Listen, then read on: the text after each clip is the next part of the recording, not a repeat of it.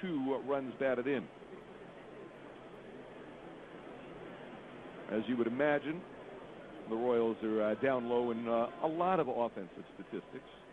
I'll give you one that will give you a lot of perspective versus where the Rangers are offensively. The pitch swung on, ground ball to short. This looks like an easy play for Elvis Andrus, and it is. You can't be sure today with the wet infield how the ball is going to hop.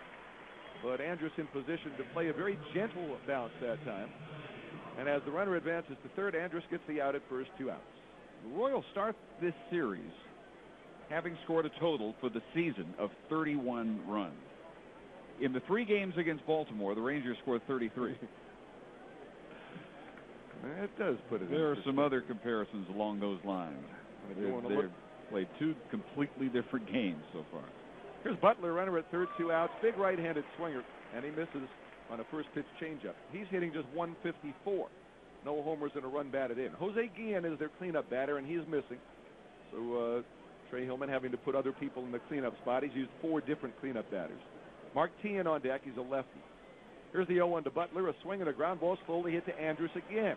He gets a skipping low hop this time, throws out Butler, and Harrison's out of the inning. So the leadoff walk does not come back to haunt him. No runs, no hits, nobody. 1 man left. We're going to the bottom of the first. Kansas City, nothing. The Rangers coming up on the KRL.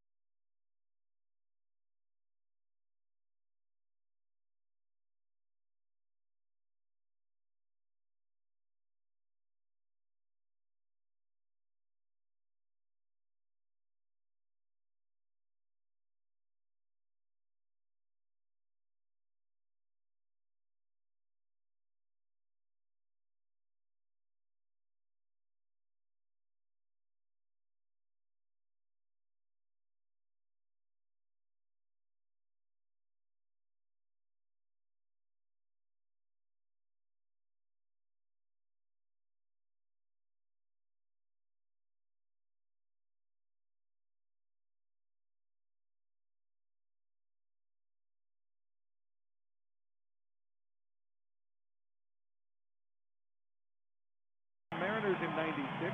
In his 3rd year with the Royals after signing as a free agent prior to 07. He's had a lot of trouble with the Rangers, especially in this park. 2-6 with an 8.10 ERA and 8 starts here. Ian Kinsler leads it off. Kinsler gets a nice hand. He was 6 for 6 on Wednesday. He also had a hit in his last at-bat Tuesday. So he's had 7 straight hits. The Ranger club record in that category is held by Frank Catalanato. It's 10 straight hits.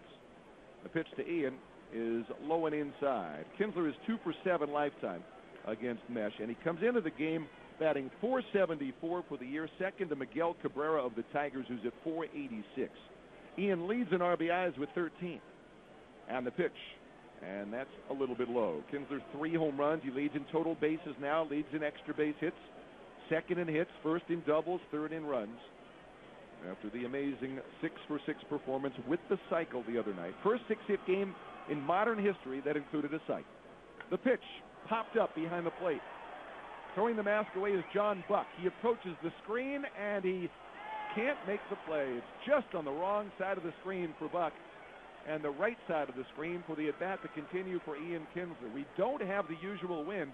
We have a light breeze blowing across from left to right. On most nights, that ball would have been blown way back into the stands. Tonight, it appeared for a while as if Buck might have a chance. When things are going Ian Kinsler's way, even Mother Nature seems to be his fan right now. 2-1 pitch, and that is outside. In case you're wondering, the major league record for consecutive hits is 12. So Kinsler could be an interesting night. 3-1, high ball 4, and that does not interrupt any of those streaks. Kinsler a leadoff walk, scoreless game, bottom of the first. Michael Young coming out. I bet there's even a record for this.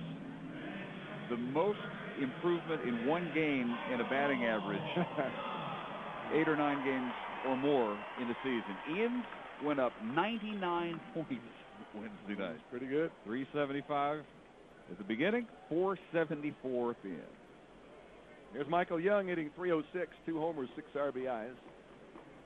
Dave Anderson coaching at third, Gary Pettis at first. Mesh is in short sleeves tonight. From the belt to the plate, he misses outside. Bill Mesh, for the second straight year, was the opening day starter for the Royals. He got no decision this year, pitched very well, gave up 1 run in Chicago in 7 innings, then gave up 4 runs against the Yankees in 7 innings, got no decision. So he has a pair of no decisions with 2 7-inning outings. 1-0, and here's the pitch, changeup, and Michael takes a strike. Mesh, a guy who always had a very good curveball when he came up with Seattle, but used to throw 95 miles an hour. After a series of arm injuries, it cost him a couple of seasons. He came back as more of a sinker baller. A turn, a throw to first base, and Michael Young is back. He had a very solid season last year, a 3.98 ERA, a record of 14-11, 8th in the league in innings with 210, 8th in quality starts. He's always had a propensity to walk batters, though, but last year he had a career high in strikeouts. Pitch to Michael, swing and a miss on a changeup that was high and inside. Last year, 183 punch-outs for Mesh, which was 6th in the league, but walked 73, a little more than 3 per 9 innings. He pitched very well after the All-Star break. 1-2 the count, no score, bottom of the first. Good lead for Kinsler, he's running. The pitch is low and away, throw to second base, not in time. Kinsler diving in head first with a steal. And Ian Kinsler, who did mix a stolen base into that cycle and 6-hit game the other night, has his 3rd stolen base of the season. You have watched this team as long as anybody in the media, just about as long as anybody living. Have you ever seen a player doing more well than Ian Kinsler is right now? It's pretty tough to do better than this. That game the other night, probably the best single offensive performance I've ever seen from a Ranger. When you consider all 6 hits were solid, 4 were for extra bases. Now, Canseco had a monster game. His 3 home run game was awfully impressive, and that's the thing I would most compare to Kinsler's game. A look back by Mesh, and the pitch to Michael is high for a ball. Michael Young, 17 hits in 41 at-bats against Gil Mesh in his career, a .415 career average. The center fielder Crisp is a couple of steps toward right. Bloomquist is straight away in right field, and De Jesus slightly toward the alley in left center. Around the infield, Tian, Aviles, Callaspo, and Butler, 3rd to 1st. And they are bunched toward the middle. John Buck doing the catching tonight. 3 balls, 2 strikes. Kinsler at second, nobody out, no score in the first. Mesh is set, and here comes the pitch, and Michael swings. It's a slow roller to short. Aviles over to 3rd, and Kinsler is out at 3rd base. Well, Ian taking a chance, trying to advance on a slow roller to short. It wasn't quite slow enough to allow him to get over there. And Ian, who committed a base-running mistake, which cost the Rangers dearly in a 10-9 loss to the Orioles just a few nights ago, commits what you have to consider to be a base-running error here. So he does not do everything perfectly, but I understand the mentality at this point in wanting to take that chance, because so many things have gone right for him in this week. You're trying to be aggressive, but you can't take yourself out of scoring position. And here's Josh Hamilton, and he swings and misses on a slow curve. Hamilton hitting .297, 1 homer, 8 RBIs, to be followed by Blaylock and Bird. The 3, 4, and 5 power spots, the power of the Ranger lineup, brought to you by your local Kia Motors dealer, the power to surprise. Quick throw to first, and Michael Young is back. Now, the Royals catcher, John Buck, had a horrible season last year throwing out runners. And this year he's nabbed 1 out of 3. Set by Mesh, and the pitch. Hamilton fouls it off on the left side out of play. Buck last year threw out just 11% of would-be base stealers, 7 out of 66. And in fact, going into the season, it appeared that Miguel Olivo had won the starting job at catcher. But John Buck is their current leader in home runs and runs batted in. And he gets the start tonight. Olivo DH'd a lot last year, but with the arrival of Mike Jacobs this season, he's not likely to get much action as the DH this season. 0-2 on Hamilton. And here's the pitch. Swung on and fouled off to the left. This one in the club level and caught by a youngster wearing a Ranger sweatshirt with a fine backhand play. First row, and he snared that ball reaching across his body. Left-handed thrower. So Hamilton awaiting another 0-2 pitch as Blaylock is on deck. Short lead at first for Young. Mesh ready. Here it comes, and Josh strikes out swinging on a changeup. All off-speed stuff to get Hamilton in that at-bat. 2 outs. Young at first, no score. Blaylock coming up. Josh suddenly has hit a little strikeout trench coming into Wednesday night. He had only 2 all season. He struck out 3 times Wednesday, and now in his first at bat tonight. Mesh took something off the curveball there, changed up on the curve. And here's Blaylock hitting .214. 2 homers, 7 RBIs. He's hit Mesh well over the years, and the pitch is low. Hank, a .382 lifetime hitter with 3 home runs off Mesh. Mesh, a guy who's always been tougher on lefties than righties throughout the course of his career, and last year was no exception. Lefties hit .238 and righties hit .273. Something about that good curveball of his that manages to neutralize the left-handers. Guys with the hard slider, right-handed pitchers, tend to be tougher on right-handed batters. Here's the pitch, and Blaylock takes a changeup outside. It is 2 balls and no strikes. Bill Mesh made his major league debut at the age of 20 with the Mariners in '99. Right after they had moved into Safeco Field. He never pitched at the Kingdome. First-round pick out of high school by the Mariners in '96. No score, first inning. Young at first. The pitch to Hank swung on and fouled back. This one just off to our right and below us in the club level. And the at-bat continues for the Hammer. We'll have a big fireworks show after the game tonight. Tomorrow, it is Josh Hamilton jersey night. The first 7,500 kids 13 and under will get a red Josh Hamilton jersey, compliments of Dryers. And then we have a day game on Sunday at 2:05, and that'll be cap night to finish off this red-out weekend. The pitch to Hank, a swing and a one-hopper, slowly hit right back to Mesh. Slow curveball and an easy play for Mesh. He throws to first. The inning's over. No runs, no hits, 1 left. And we're going to the second. The Rangers nothing, and the Royals nothing on the KRLD Texas Rangers Radio Network.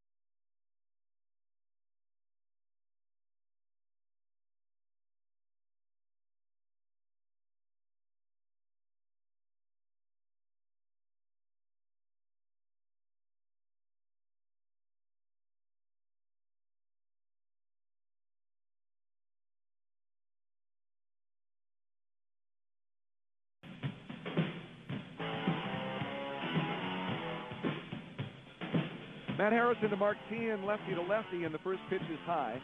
No score, second inning in Arlington. Teahan hitting .258. No homers, 2 RBIs, and now back at third base with the injury to Alex Gordon, who, because of surgery, will miss 10 to 12 weeks with his hip injury. The pitch to Teahan is inside. It is 2 balls and no strikes. Harrison comes right back, and there's a swing and a high fly ball to deep left field. Marlon Byrd is moving back. He's looking up, and that ball is out of here. 5 rows up above the out-of-town scoreboard. Mark Teahan with his first home run of the year. He takes Harrison the opposite way and gives the Royals a 1-0 lead. Well, here's one of the contrasts that we were talking about in the last inning between these two offenses.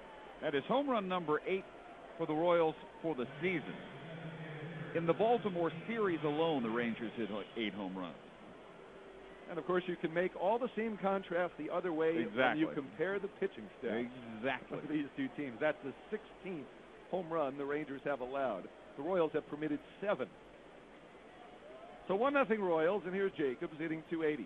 Left-handed batter, and he ropes one to left center field. Going way back is Byrd, and he hauls it in. Stepping onto the cinders, Marlon Byrd makes the play on a wicked drive. Hit the opposite way off the bat of the lefty Mike Jacobs. And there is a very loud out for the first out of the inning. The Kansas City team ERA is just about exactly half the Texas team ERA. One is 3.26, one is 6.49. Seattle leading the majors in ERA at 3.01, the only American League team with a lower ERA than the Royals. The Dodgers lead the National League at 3.10. Here's John Buck, the catcher. And he takes a strike over the outside corner. Big right-handed hitter who had a 2-home run game the other day. There's only one other player on this team who even has 2 home runs, Mike Jacobs. Buck hitting .400 for the year. 0-1, and Harrison's pitch swung on and fouled at the plate. The distance on the drive by Mark Teahan, 374 feet. Teahan, who last year played primarily the outfield, played some at third, some at first. When he first came to the big leagues, was a third baseman and was schooled by George Brett himself after coming over to the Royals in a trade from Oakland in 2004. Was the regular third baseman for this club in 2005. Now Buck, the big right-handed catcher from Utah, takes a huge cut and doesn't get a high fastball from Harrison. As Matt worked him up the ladder, there's the second out. Royals leading 1-0. And Alberto Callaspo is coming up next. The Yankees today defeated the Cleveland Indians on an 8th-inning home run by Derek Jeter, who snapped a 5-5 tie with a home run in the 8th. It was the 5th solo home run for the Yankees in the game. They were all hit to right field. Brian Bruni won it in relief. Mariano Rivera the save. And Callaspo swings and fouls one off to the right. He's a switch hitter batting from the right side. Teixeira, Cabrera, Cano, and Damon also homered for the Yanks. Mark DeRosa hit one for Cleveland. His also went to right field, as the teams have split the first 2 games at the new Yankee Stadium. Here's the pitch to Callaspo, and that's a little bit low. Tonight, the Twins lead the Angels 1-0. They're in the top of the 2nd inning in Minnesota. The White Sox lead the Rays 2-1, bottom of the 4th in Tampa. Home run number 6 for Carlos Pena, who is the major league leader. Harrison a changeup that stays outside, 2-1. Orioles 7, Red Sox 5 after 3 innings in Boston. Boston giving up 7 in the 2nd. The pitch, a smash inside the bag at first and down the line, a base hit for Callaspo. Shading that way, Cruz is able to cut it off and hold Callaspo to a single. As Chris Davis was playing off the line, and Callaspo hit that ball sharply just inside the bag. So 2 outs, a runner at first, and Willie Bloomquist is coming up next. Blue Jays 5, A's 1. The Blue Jays, with their 8-3 record, are at home tonight, and they've gotten home runs from former A, Marco Scudero, his 4th of the year, and Aaron Hill, his 4th. That's their double play combination. Harrison comes in low with the pitch to Bloomquist for ball 1.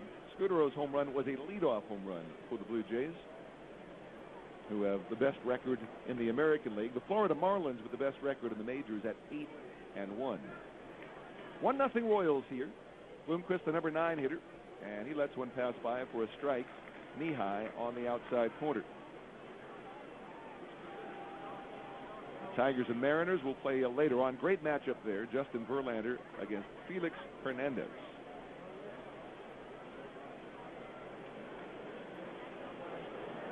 Harrison comes set opposite the neck. Lobs over to first base. Callaspo is back. Harrison last year did a good job holding runners. Allowed only 3 stolen bases in his 15 starts. He was 9-3, a Ranger rookie record for a left-handed starter, but had a high ERA at 5.49. He had incredible run support. The pitch, and it is inside. He pitched some marvelous games, including a shutout over the Oakland A's in September. He beat the Royals in Kansas City August 27th, the only time he faced them, by the score of 3-2.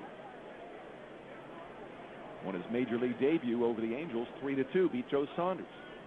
The pitch, and that's a little low. But like most young pitchers, and he was pitching at the age of 22, he was somewhat inconsistent. Ranked as the Braves' number 3 prospect when he was included in that Mark Teixeira deal. And that trade was held up a little bit while Harrison went through physicals. He had been bothered by turf toe and then some shoulder trouble in that 07 season. Matt comes set, and here's the pitch, swung on, fouled off. He wears the number 54. And he is a large man, 6'4", listed at 225. Might be a little bit heavier than that. And again, the only left-hander in the Rangers starting rotation against a team that just hasn't hit lefties at all this year until the home run by Martin. 1-0 Kansas City as we play the top of the second inning. And the pitch swung on, fouled off. It was only the second home run by the Royals off a lefty this year. And the other was hit by a guy who's not going to play for them for 3 months, at least, Alex Gordon. Amazing that their 2 big hitters are both out with hip injuries. Like a virus. Going around this year, starting with A-Rod. And Alex Gordon's surgery being performed in Vail, Colorado by the same surgeon who operated on Al. Here comes the pitch, swung on, high fly ball down the right field line. Cruz racing into the corner across the line, runs out of room. It's a foul ball, and it's into the angled section of seats closest to the foul line. And the at-bat continues here for Willie Bloomquist, who signed a 2-year deal in the offseason as a free agent after 7 years as a fan favorite with the Seattle Mariners. He is from Washington, from Bremerton. And a very versatile player who competed for the second base job in spring training, lost out to Martin, and now winds up as the right fielder with Jose Guillen on the shelf. Harrison ready again, 3-2. The runner goes. The pitch is fouled off again. The surgery today in Vail, Colorado for a former first-round pick, Alex Gordon, who hit a home run on opening day. And there were high hopes that this would be the breakout year for Gordon. Well, maybe he'll have a breakout second half. Harrison with a new baseball, ready to go again to Bloomquist. Crisp on deck. The pitch is high, ball 4. Second walk allowed by Harrison. Now, in his first start, he walked 5 in Detroit in 5 2/3 innings. Gave up 9 hits, but only allowed 4 runs. Really got tough with men on base in that ball game. And he's in a bit of a spot here, 2 on and 2 outs. And Crisp, the batter, whom he walked to start the game. Seeing some of the same issues he had at Detroit as well. Difficulty with consistent fastball command Saturday. Had trouble hitting the outside corner against right-handed hitters. And that has come and gone here in these first 2 innings as well. He gave up 2 runs in the second inning in that ball game. He's given up 1 here tonight. On deck, Mike Aviles as Crisp stands in, and batting right-handed, he takes a strike at the knees. It is 0-1. Crisp is the American League leader in triples with 3. And one of the odd stats you'll see, Coco Crisp has 7 hits, and only 1 of them is a single this year. 3 triples, 2 doubles, and a home. The pitch, and that is a little bit high. 1 ball and 1 strike. They have liked his veteran presence. One of the reasons he and Mike Jacobs were acquired in the offseason to join a very young lineup that last year was 12th in the league in runs scored, 13th in home runs. At second base, Callaspo. At first base, Bloomquist. They both run well. So does Crisp, and the pitch is a fastball, and it's a little bit wide. And Harrison runs the count to Coco Crisp to 2 balls and 1 strike. And that's the pitch he needs to get against the right-handed hitters. Outside corner. Very close. Didn't miss by more than a couple inches that time, but behind in the count. 2-1. Here it comes. Swung on, and that's looped foul down the right field line. And the count at 2-2. Each runner had already moved up 90 feet. Callaspo was turning third base, and Bloomquist peels back toward first. And Coco Crisp steps back out of the box and adjusts those white and blue batting gloves. Again, the outfield plays very shallow against Crisp. Hit 7 home runs last year as a part-time player with the Red Sox, sharing time with Jacoby Ellsbury. Now Harrison's set, and here's the pitch, and Crisp swings and belts one. Deep left field, going back, Bird, and that one is out of here. Coco Crisp puts one 6 rows up above the out-of-town scoreboard. An absolute explosion for the Royals in the inning. They've scored 4 times and laid it 4-0. 4 runs in the inning. They had 31 runs in their first 9 games. And 2 home runs in the inning, 7 home runs for the season coming in. So Matt Harrison so far curing their offensive ill. Ball that was knee-high, got too much of the plate though, trying for the inside corner, and instead found the left field seats. There are 2 outs. Mike Aviles the batter, and the pitch is inside. He had a comebacker to Harrison in the first. So Crisp with his second home run, his RBI total is up to 7. And the pitch swung on, bouncing ball slowly out to short. Andrews up with it over to first in time, and that's the inning. But 4 runs home for the Royals on 3 hits, nobody left. Middle of the second, 4-0 Kansas City on the KRLD Texas Rangers Radio Network. That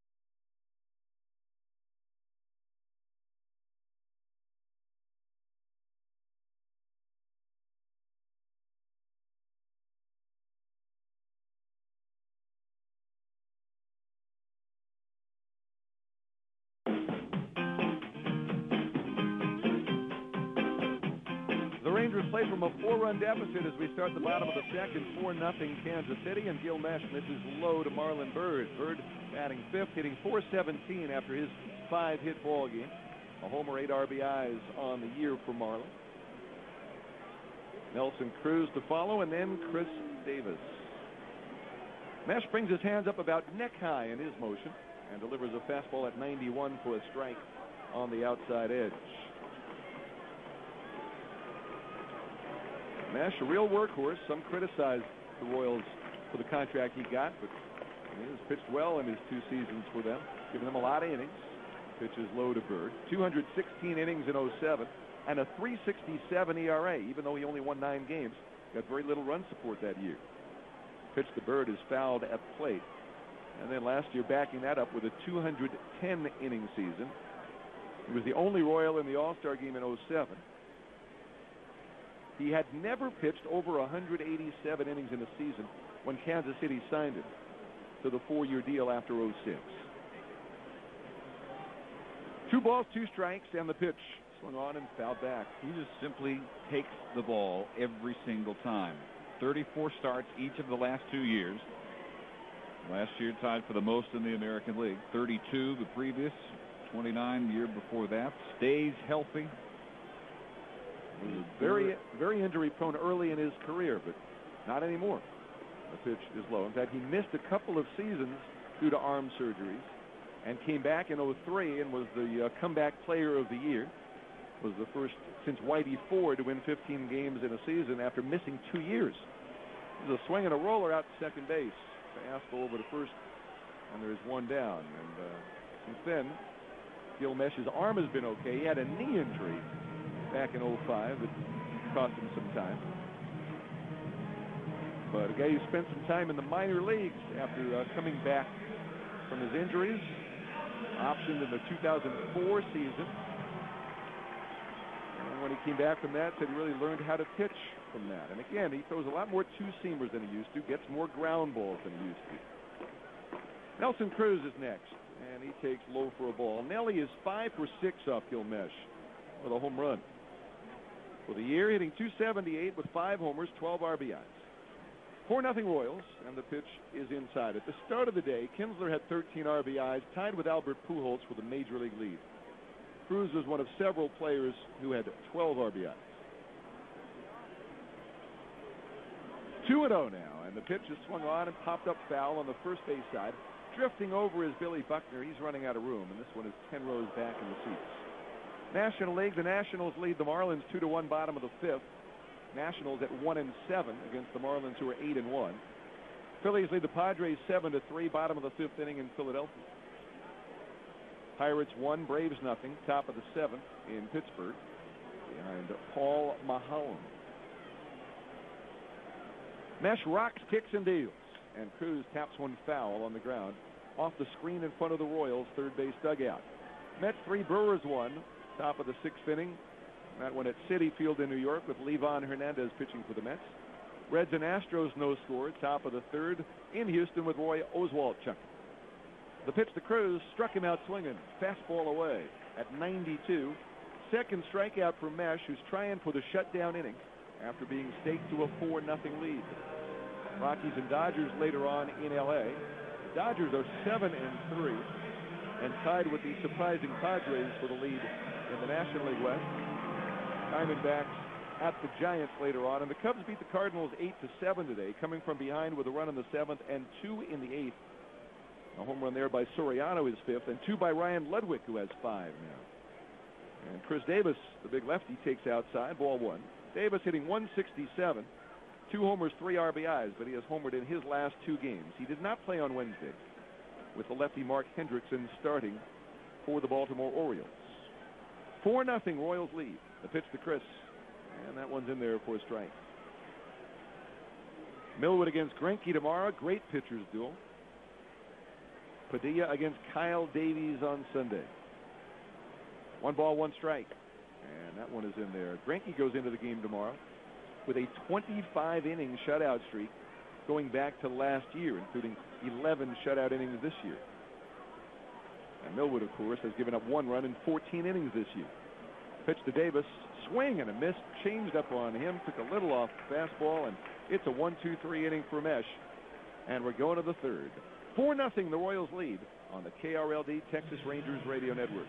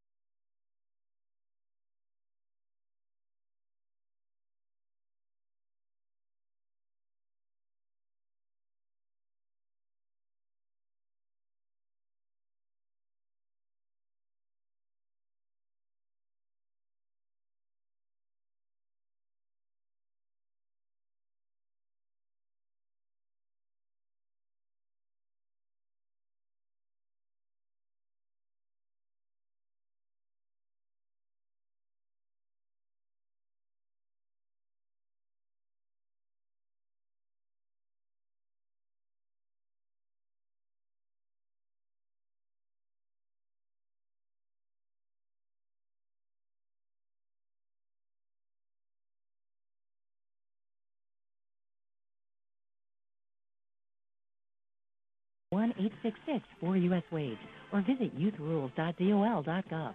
A message from the U.S. Department of Labor.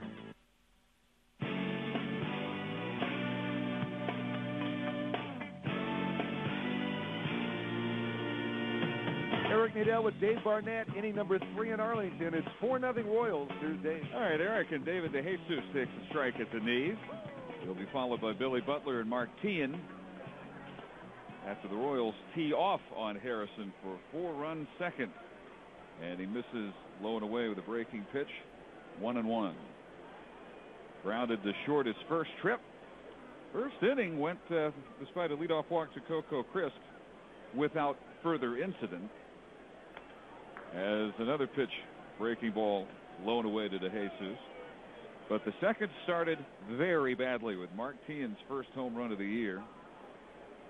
And then it would get even worse with Coco Crisp's 3-run home run, his second of the year. So the Royals, by their standards, with an offensive orgy so far. Ground ball out to second base to Kinsler, easy play. DeJesus 0 for 2. The Royals, in their first 9 games, are averaging 3.44 runs per game. Not even 3.5 runs per game, and they got 4 in the last inning. All on long balls. They had only 7 home runs total in their first 9 games, 1 fewer than the Rangers hit just while the Orioles were in town the last 3 games. Here's Billy Butler. He takes a breaking ball high. Like DeJesus, he grounded to Andrus at short his first time up. Harrison winds and delivers, and a ground single up the middle. Butler with a base hit with 1 out here in the 3rd. And the hit number 4 so far against Matt Harrison. Now here is Teahan, who started that second inning trouble by hitting a 2-0 pitch, 374 feet to left field. Harrison not in very good fielding position. That ball was hit almost directly back over the rubber, but he falls off to the third base side and is turned sideways and not in position to make a play on a ball like that. With Alex Gordon undergoing the hip surgery today, third base, for the most part, will belong now to Mark Teahan, says manager Trey Hillman. Harrison looks at first, a swing and a miss by Teahan. And he feels defensively that Teahan actually is probably a better third baseman than Gordon, especially at charging balls, which is such a vital talent to have at that spot. That's also the thing that Michael Young has probably done the best so far. Breaking ball way outside and in the dirt. 1-1. But it is an adjustment for Teahan. It's the first time he has become an everyday third baseman in 3 years. Versatility has been his calling card. But for the next 2-3 months, he's got a home. Swings and misses. An off-speed pitch that was out of the zone as well. Harrison got him to go fish. And it's 2-1. Opening day for Teahan. His 4th different position in as many years. He has started at third, right, left. This year he was the second baseman on opening day, and he strokes a base hit up the middle. This a line drive right over the bag. Butler down to second. 2 1-out hits off Matt Harrison with 1 out here in the 3rd, and Kansas City threatening to add to an already 4-run lead. Really bad breaking ball. Left up. And the first 2 strikes at that at bat, the first 2 breaking balls he had thrown Teahan were out of the zone, one of which he offered at. This one inviting, and he took advantage. So here's the DH, Mike Jacobs. He takes a first pitch strike.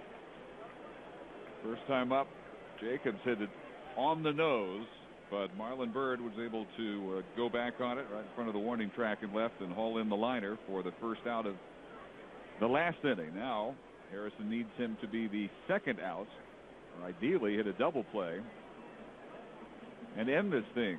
The Ranger infield at double play depth.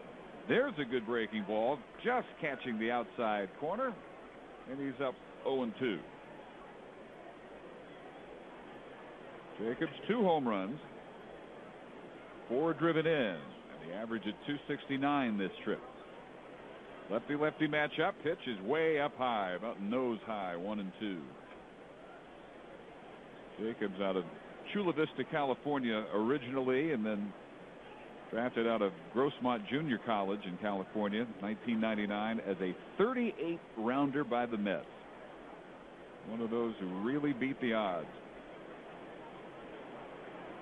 Harrison at the belt, and again misses high and a little outside this time. 2-2. Once he made it to the majors, Jacobs became one of the group that homered in their first major league at bat. He was the 90th man in history to do so. Pinch 3-run shot, August 05 off Esteban Loaiza. He swings and misses at a 90-mile-an-hour fastball. Strikeout number 2 for Harrison, and out number 2 here in the third. Well, Scott Feldman is warming in a hurry out in the Ranger bullpen, so Harrison's pitching to stay in the ballgame right now. Already has thrown 60 pitches through 2 2/3. John Buck now, who struck out on 3 pitches, and swings at the first pitch here, and going to his left, right center field to get there in plenty of time is Hamilton. So nice job by Harrison, working out of trouble. Butler and T in single, but stay at second and first.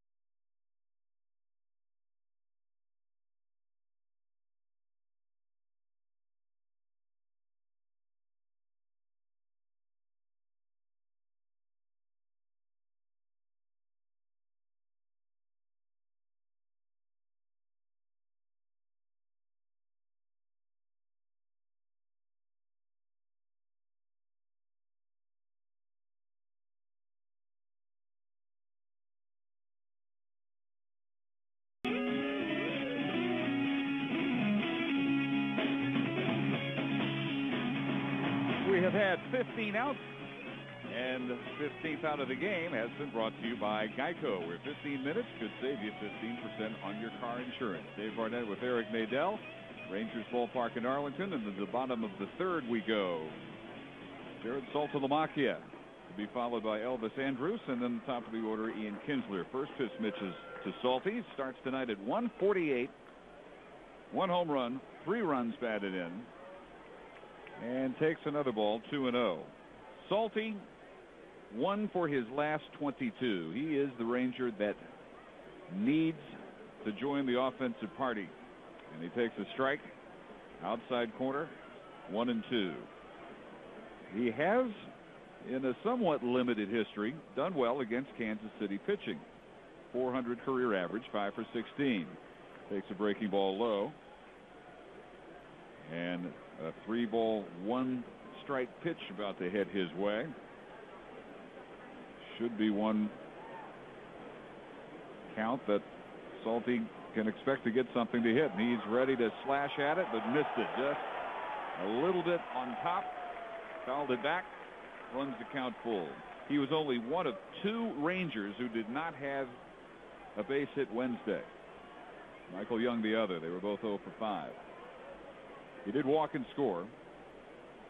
And the 3-2 pitch is again swung on and foul back, this time way back to the left side. So in a 1 for 22 slump,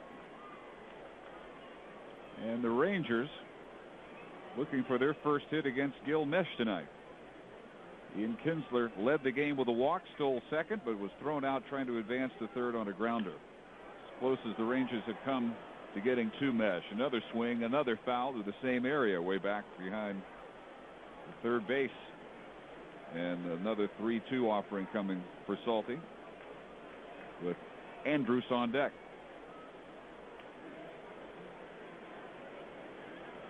Mesh, the product from the same area that gave baseball Ron Guidry, Lafayette, Louisiana. Fires, and Salty swings and misses. 3 straight strikeouts.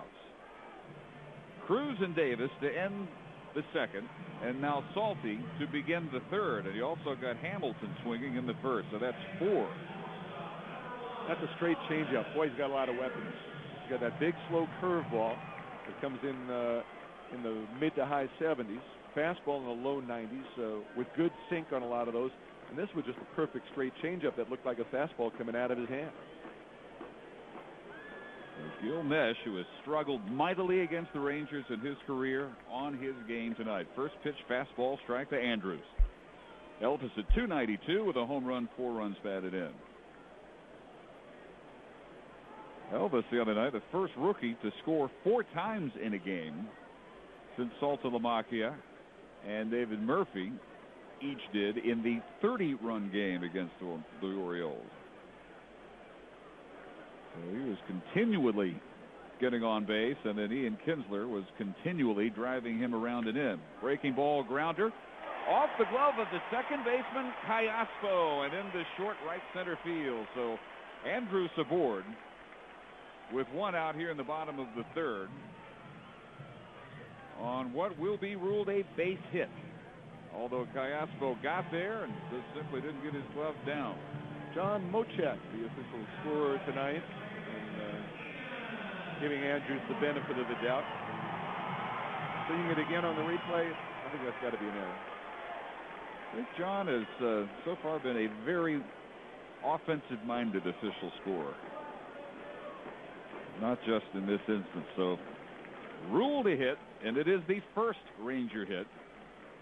Andrus at first, and now Kinsler, who walked his first trip. So the 7 straight hit streak still going. He lays down a bunt, fielded by Mesh, who has no throw. Andrus down to second, first and second with 1 out. Well, what a great play by Ian Kinsler. Last thing in the world the Royals were expecting. Could not have placed it any better. About a third of the way down the third baseline. 3 feet there, maybe. So a bunt base hit continues the hit parade for Ian. That is 8 consecutive hits. He talked in spring training about wanting to be able to bunt more for hits. He had 4 bunt hits last year. And remember, his season was shortened by 5 weeks. So now Michael Young with Andrus at second. And a double steal. Here is the throw to second base. Way late. And the Rangers have yet another double steal. And they are turning that, Eric, into a fairly regular weapon. Generally, Kinsler's the lead guy with the steal at third base. This time it was Elvis who had an enormous jump to swipe third base, and Kinsler as the trailer. So now they are both in scoring position for Young with 1 out in the bottom of the third, and the Rangers trailing 4-0. Michael reached on a fielder's choice when Kinsler unwisely tried to go from second to third after he stole his first base of the night in the first. The Rangers had an opportunity immediately against Mesh, but that base running error by Ian really took him out of the first inning. Now John Buck out to the mound for a word. And then after Young reached, Mesh got the next 6, 4 of whom were down on strikes, all swinging. And then the Andrus ground ball ruled a hit. Most scorers would have called an error on the second baseman, Cayaspo. Now the Kinsler bunt single and the double steal. The 0-1 pitch is a breaking ball in there at the top of the zone. And Mesh goes ahead of Michael Young now, 0-2. We said, along with Salty, Michael, the only other Ranger without a hit. In the 19-run parade the other night, 0 for 5, did drive in a run and score twice. To drive in 2 here with a base hit. 0-2 pitch, bounce right back to the mound, and they've got Andrus caught between third and home. Throw over to Tien, to the plate, Buck, in a rundown. Andrus and Kinsler are both on third, and now finally Buck tags Andrus with Kinsler standing on the bag, and Young makes it all the way to second base. Well, Elvis getting caught off at third base, and it turns out it didn't hurt the Rangers. They wind up with runners at second and third anyway, because Andrus was able to stay in the rundown long enough, and the Royals should have been able to execute that rundown quicker and keep Michael from getting to second base, but Mesh gave the ball up too soon. Instead of running right at Andrus, he threw the ball to the third baseman, which gave Elvis the running start toward home. So Andrus is tagged out 1-5-2. Kinsler at third, Young at second, and now Josh Hamilton, who struck out his first trip, and he takes outside. That strikeout, the 6th of the year for Josh, but the 4th in just the last game plus. He had 2 coming into Wednesday night, 3 coming out of the 19-6 win. The 1-0 pitch is swung on and popped up. It'll drift back to the left, and it comes about 10 rows behind the third base dugout. As Mesh and Hamilton square off here, Josh with an opportunity to get the Rangers in the game with 1 swing. With 2 outs here in the bottom of the third, Kinsler and Young in scoring position, trailing 4-0. Mesh at the belt and to the plate, and a big swing and a miss at an excellent breaking ball. 1-2 to Hamilton. All off-speed stuff to Hamilton in this at bat. 2 curveballs and a changeup. That one started about helmet high and ended up shoe top high. That is about as 12-6 as you can make that pitch. Mesh staring down Buck. Now a look at Kinsler at third with his hands on his hips. And the pitch is the same pitch and the same result. A swing and a miss. Buck drops it, tags out Hamilton, who again strikes out. 2 more strikeouts here in the inning. Rangers lead 2, and we have played 3 in Arlington. Kansas City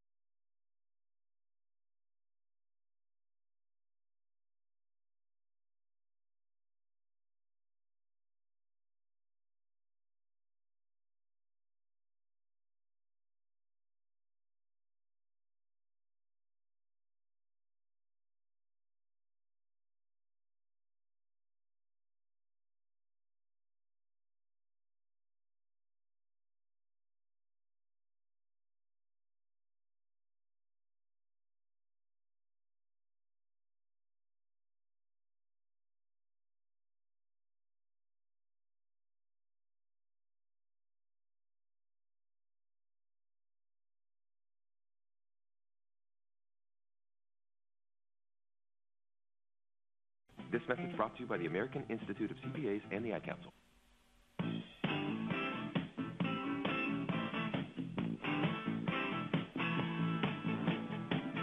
Top of the fourth, Alberto Callaspo takes a strike from Matt Harrison, comes right back, and a swing and a little looping base hit into right field.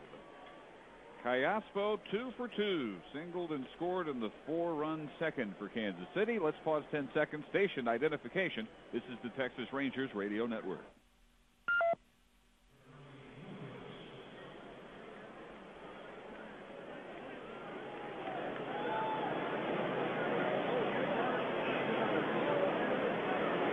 Dave Barnett with Eric Nadel at Rangers Ballpark in Arlington. Things not going well for the Rangers right now as we play in the top of the fourth. They trail 4-0. And the number 9 hitter, Willie Bloomquist, with Alberto Callaspo at first, takes the ball high. Bloomquist worked a walk on a 3-2 pitch. In the second inning, the next hitter, Coco Crisp, hit a 3-run home run and another identical base hit to the one Callaspo just sent softly into right field. It was as if we re-racked the videotape and saw the same pitch and the same swing by Callaspo. I bet those two little looping singles to right did not fall farther than 2 or 3 feet apart from one another, and that will earn for Harrison a visit from the pitching coach Mike Maddox. So the 8 and 9 hitters, Callaspo and Bloomquist, are 3 for 3, and they have scored twice. Callaspo 2 for 2, Bloomquist with a walk his first trip, and now this base hit. You like their approach. They're willing to shorten up, go the other way. Callaspo almost an excuse-me swing on his little punch of an off-speed pitch over to right. Scott Feldman has been warming, continues to do so out in right center field. Oakland at Toronto. They play in the bottom of the 5th. And a 5-5 tie in progress there. Marco Scudero, a solo leading off the first for the Jays. Aaron Hill, a 2-run shot in a 4-run Toronto third. 5-5 bottom 5 Oakland at Toronto. Here's Coco Crisp, who walked, was left at third in the first, and then hit his second home run of the year, the 3-run shot in the second, a 382-footer. Takes outside for ball 1. It increased his run batted in total for the year from 4 to 7, that one swing of the bat. It was his 8th hit of the year, his 7th extra base hit. He is a triples machine, especially playing at Kauffman Stadium in Kansas City. Harrison looks at first and again misses with an 88-mile-an-hour offering up high, 2-0. Crisp, the major league leader with 3 triples, all against the Yankees, brings his career triple total up to 29. He has played 5% of his career games in Kansas City. He has almost a third of his career triples at Kauffman. There's a good fastball in there at the knees by Harrison. And it's 2 balls and a strike to Crisp. Mike Aviles, who was grounded out twice on deck. Rangers look for the double play here. First baseman Davis, third baseman Young, just on the edge of the grass as the 2-1 pitch is fouled back to the screen. 2-2.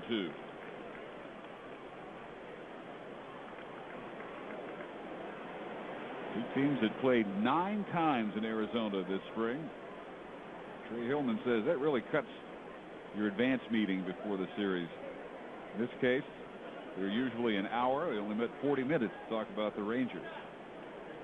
No secrets between these two teams. Nope. Rangers won 7 of the 9 meetings in the regular season last year as Chris steps out. Royals were 1-2 here in Arlington, and even worse in Kansas City, where they were 1-5 last year against the Rangers.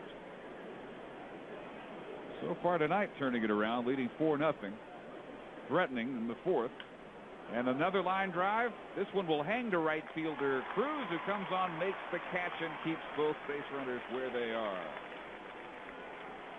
So, unlike Callaspo and Bloomquist, Coco Crisp actually with considerable contact on that one, and it hangs for Cruz to come in and grab for the first out of the inning. Callaspo still at second, Bloomquist at first for Mike Aviles, the shortstop. First time up, bounced to the mound. Last time ended the 4-run second by grounding out to the Rangers shortstop, Elvis Andrus. So Aviles at 182 this trip. Harrison Wheels looks at second. Nobody's covering. No home runs. 2 runs batted in. He's got 2 aboard here with 1 out. And the first pitch, a little bit low, maybe a little bit inside. 1-0. David DeJesus on deck. He also has grounded out twice in the number 3 hole. Top, middle, and bottom of the order doing the damage against Harrison tonight. Another fastball just misses low, and it's 2 balls and no strikes. That one at 90 miles an hour. That is about where Harrison is topping out. A very come and go command tonight. Off speed, way out in front. That swing by Aviles. 2 balls and 1 strike. Aviles, last year's Royal of the Year and tied for 4th in the American League Rookie of the Year voting. The .325 average. Very slow breaking pitch, and it stays a bit high. And now Harrison behind 3 balls and a strike, with 1 out, 2 on, here in the top of the 4th, and trailing 4-0. First of this 3-game weekend series. It has remained dry so far. Pitch is grounded to Andrus. It's short to Kinsler for 1, to Davis. Double play. End of threat. Harrison gets exactly what he's looking for in the 6-4-3. Andrus to Kinsler to Davis. End to the 4th inning. We go to the bottom of the 4th. Still the Royals 4.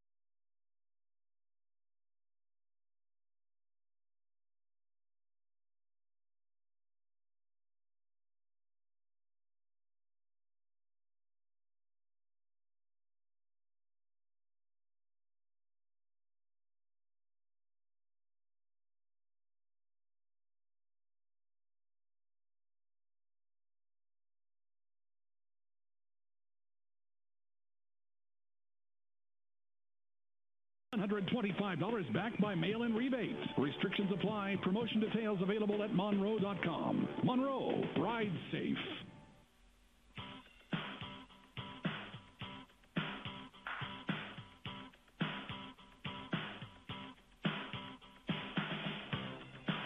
Bottom of the 4th. We'll begin with Hank Blaylock, the DH, batting cleanup tonight. He's followed by Marlon Byrd and Nelson Cruz, and the first pitch in there from Gil Mesh, who has allowed just 2 hits so far, and misses inside to Blaylock. Backs him off a bit, 1-1. The 2 hits were both in the last inning. Elvis Andrus singled, and then Ian Kinsler laid down a bunt single. They executed a double steal. Here's a line drive, and there's the base hit headed toward the gap in right center field. Chris gets to it in plenty of time, though, to hold Blaylock to a single. The third so far tonight for the Rangers against Mesh. And all three have come in the last 5 batters he's faced. Rangers in that third inning following the double steal saw Andrus tagged out in a rundown. A grounder by Michael Young back to the mound. And then Hamilton ended the threat with his second strikeout of the night. Marlon Byrd now. First time up, grounded to second. Blaylock leading the Ranger fourth with a single. And the first pitch is swung on and bounced to Tien at third. To second for 1, to first. Easy double play. One pitch, 5-4-3. And that brings up Nelson Cruz. Royals are here again tomorrow night and Sunday afternoon. And this Sunday, all fans get a new Red Rangers cap. Compliments of Fox Sports Southwest. Tickets, log on to TexasRangers.com. Call 972-RANGERS. Cap Day Sunday. Here's Cruz, one of 5 Mesh strikeout victims. And the breaking pitch to begin this at bat stays low.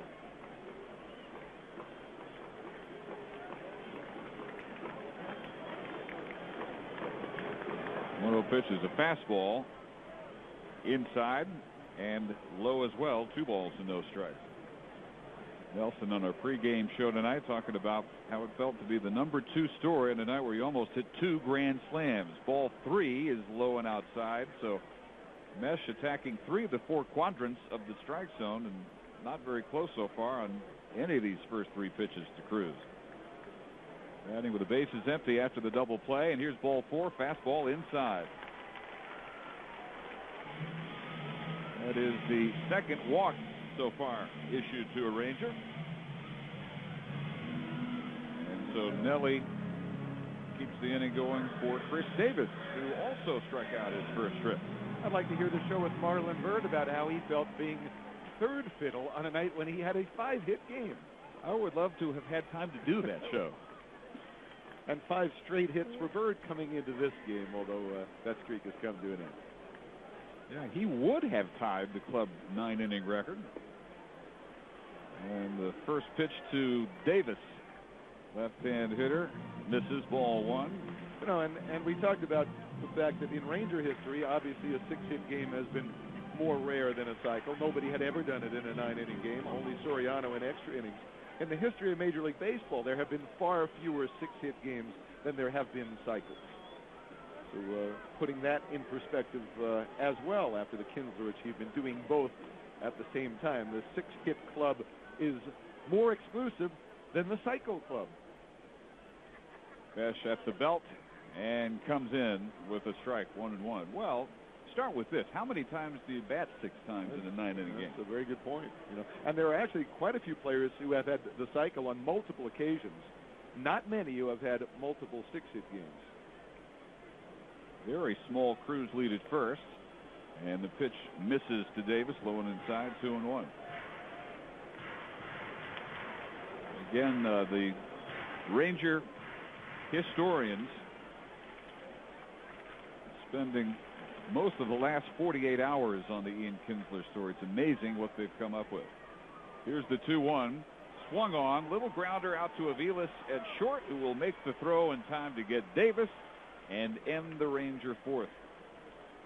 We have played 4 in Arlington. It's stayed dry so far, but it's all Kansas City. They lead 4-0 on the KRLD Rangers Radio Network.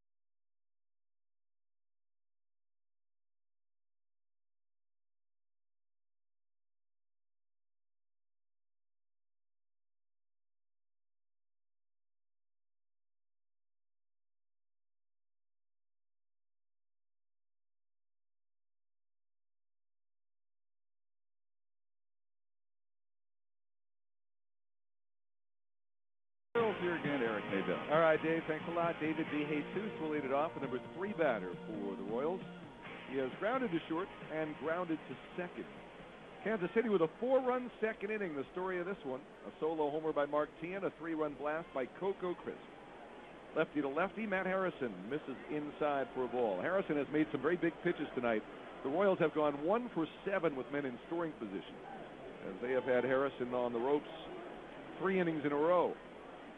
He has not had a 1-2-3 inning. Walked the leadoff man in the first. There's a swing and a grounder toward the middle, but Andrus way over to his left has it, throws to first and gets his man. Makes the play look easy, roaming far to his left, and there is out number 1. That brings up Billy Butler. Butler sharing time at first base and DH with Mike Jacobs. Tonight getting his 5th start at first. He's had 4 starts as the DH. Folks, remember that tomorrow after the game, country rock artist Jack Ingram will perform on the North Lawn. The concert will be immediately after the game. Admission is free with your Ranger game ticket. Pitch to Butler way outside. It's sponsored by Big 96.3 KSCS. For tickets, call 972-RANGERS or go to TexasRangers.com.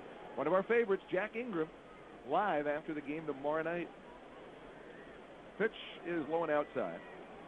And it's 2-0 on Butler with Mark Teahan on deck. The 3, 4, and 5 batters up in the inning. The heart of the order for Trey Hillman's Kansas City Royals. Here comes the pitch.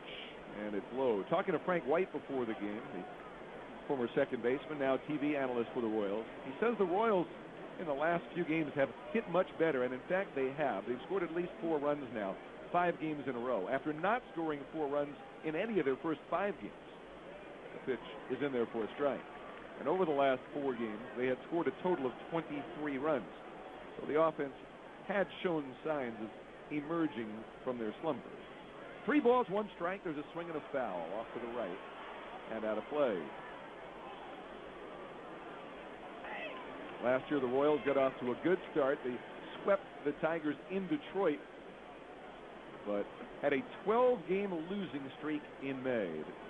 Pretty much spoiled their season. They then played pretty well in the second half, had a very good September. The pitch is low. That's ball 4. And that certainly raised hopes. They went 18-8 in September. After a clubhouse meeting in which the general manager, Dayton Moore, came down and backed his manager, Trey Hillman. Seemed to be a turning point for their ball club. But they had their 12th losing year in the last 13 seasons. Even though they moved up to 4th place, they finished out of the cellar, a game ahead of the Tigers, and had 6 more wins than the year before. They were 75-87. Mark Teahan, 2 for 2, a home run and a single, takes low and away, left-handed batter. Hit one the opposite way on a 2-0 pitch over the 14-foot-high wall and left, leading off the second inning to break the scoreless tie. And then with 2 outs, Crisp had his 3-run homer, also the other way. The pitch swung on, fouled at the plate. That comes up and hits Teahan in the right leg. Mark Teahan, who played for Canada in the World Baseball Classic, his father being Canadian, was still able to win the second base job at spring training over Willie Bloomquist and Alberto Callaspo, and now they wind up all 3 in the lineup due to the injuries to Guillen and Gordon. Short lead at first for Butler. He doesn't run very well. 4-0 Royals lead, and there's a swing and a dribbler on the first base side. Over to get it is Harrison. He shovels underhand at first, and Butler is retired. So that time Harrison, even though he falls off slightly to the third base side, was able to make that play on a roller between the mound and first base. So 2 outs and a runner at second for the Royals, who lead it 4-0. And Mike Jacobs coming up, the left-handed batter who's lined to left and struck out. Now, talking about cycles, the Royals haven't had one since 1990. They've had 6 in their history. They started in 1969. George Brett and Frank White, each with 2 of those cycles. But it's been a while since a Royal pulled off that feat. Harrison set, and here's the pitch, and that is low for ball 1. John Mayberry, one of the guys who had a cycle as a Royal, and Freddie Patek. So Mayberry probably one of the largest players ever to have one, and Freddie one of the smallest. Well, has to be the smallest, doesn't he, at 5'4"? Smallest of his era. It's tough to get under that. Harrison the set in the pitch, and that is low and inside. And the record, by the way, for cycles in a career is 3. Bob Musial, outfielder with those great Yankee teams in the 1920s, holds the American League record. And Babe Herman, who played in the 30s for the Dodgers and the Cubs, had 3 cycles in the National League. You know, as young as Ian Kinsler is, it is not impossible to see him doing it again. The pitch is a strike. Interesting to think of guys you expect would have them. Talking to Hank Blaylock today, he said the guys I think of who should have had cycles, and he didn't know if they did or not. Curtis Granderson. He said Grady Sizemore. He said Hanley Ramirez. He said look them up. I did. None of them have ever had a cycle. You just never know. Even though Granderson has been the triples leader in the major leagues over the last few years and is a 20 home run man on a regular basis, no cycles. Again, like I said the other night, it's really a fluke. The pitch swung on, grounded foul behind first base. Really hardly any skill involved at all. It's just you got lucky that night. Well, there's plenty of skill. You got lucky in combining the 4 hits in that particular game. Well, and really, I mean, you think about the triple for Kinsler, as he told us on the postgame show, all he could think to do is look for something he could hit the other way, and he got exactly that and put it to the deepest part of the park where there was no question. As soon as we saw where it was headed, he had the triple. But that's all the control he had. Look for a pitch that is possible to send where a triple is a possibility. There's a pitch from Harrison, cut on and missed, and Jenkins is out on a good change of pace. No runs, no hits, a walk and a man left. The Royals now 1 for 8 with men in scoring position, but after 4.5 they lead the Rangers 4-0 on the KRLD.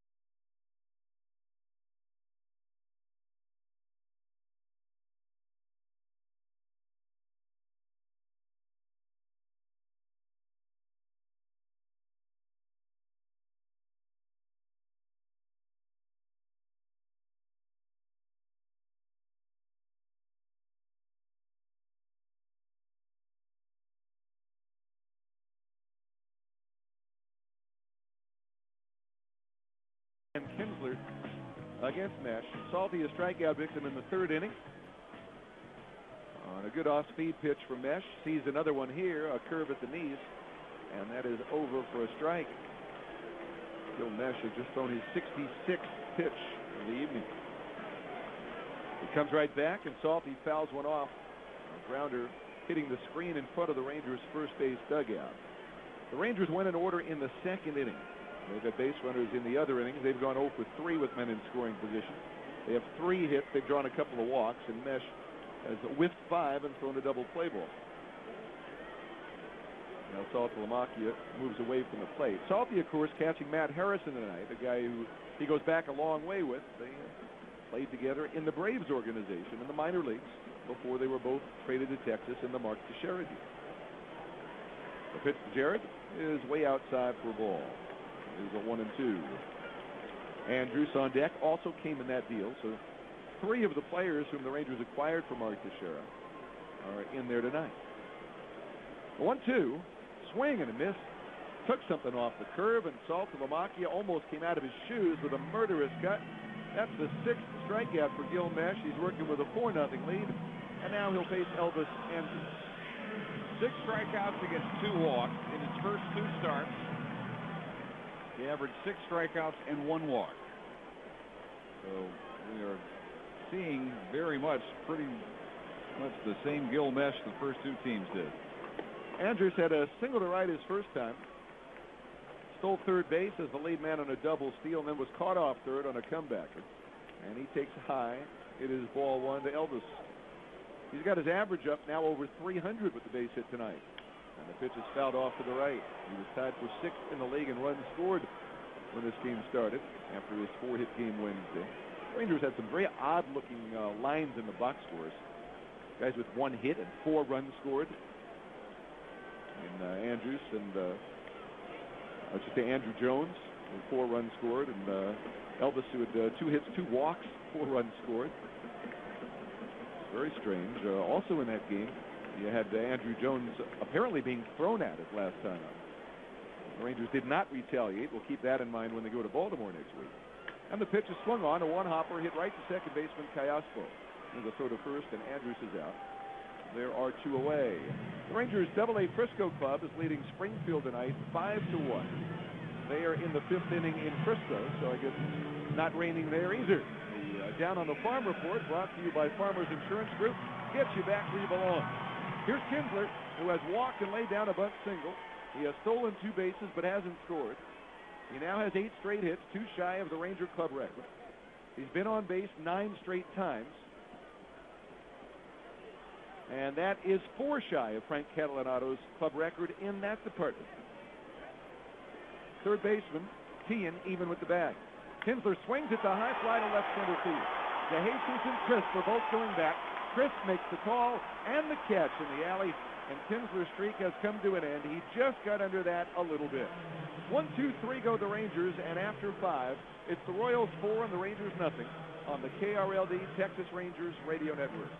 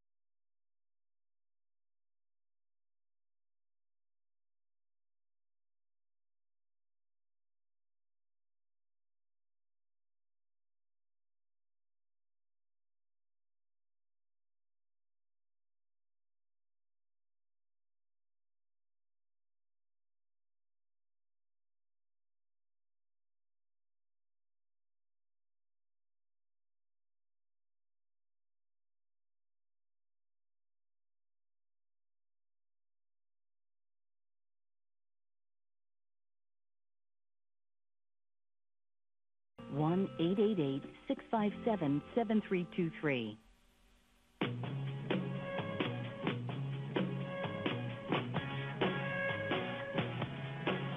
Inning number 6, 4-0 Royals. Here's Dave Barnett. Hey, Eric and John Buck, Alberto Callaspo, and Willie Bloomquist, the bottom third of the order.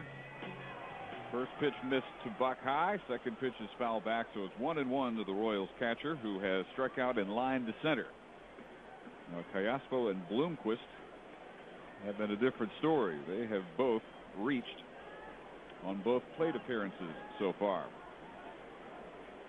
They have been good table setters for Coco Crisp's biggest swing of the game. Harrison missing high, 2 balls and a strike. Callaspo 2 for 2, including a single in the second. Bloomquist walked after that, and then Christ sent them both home with a 3-run home run. Another ball high, and it's 3-1. Martin led that second inning with a home run, his first of the year, and so that's all the offense. 4-run top of the second for Kansas City, a run-starved team if there ever was one coming here. Here's the 3-1. It is almost in the dirt, and a leadoff walk, not what Matt Harrison needed here beginning the 6th inning. Kansas City started the day with a team average of 216. The next lowest average in the American League was 241 for Minnesota. They have not been playing the same offensive game as the rest of the league, but they got the big inning tonight. And they have threatened a couple of other occasions against Harrison, who throws pitch number 97, and Callaspo sends it foul down the right field line, and it will slice back out of play. You know, and it's funny when you look at that woeful run total. I happen to check over in the National League because I know the Astros have been scoring a lot of runs. The Astros are averaging under 3 runs a game. So now they've got to let their pitcher hit, of course, but it's under like 3 runs a game. It's like it's 1968 and they're playing in the Astrodome again in the year of the pitcher. Here's the pitch, a shot through the hole, base hit to left, and Callaspo is 3 for 3 as Buck stops at second. Well, Willie Ayre warming in the bullpen now, had those 2 shutout innings on Wednesday. And you wonder if Ron Washington is going to let Matt Harrison keep trying to work his way out of jams. He's given the sign to Saltalamacchia to stall. So it looks like this is going to be it for Harrison. Here comes Michael Young to join the conversation, and slowly making his way over is Chris Davis. But it looks like the Rangers want to go to Willie Ayre right now, and he needs a few more pitches.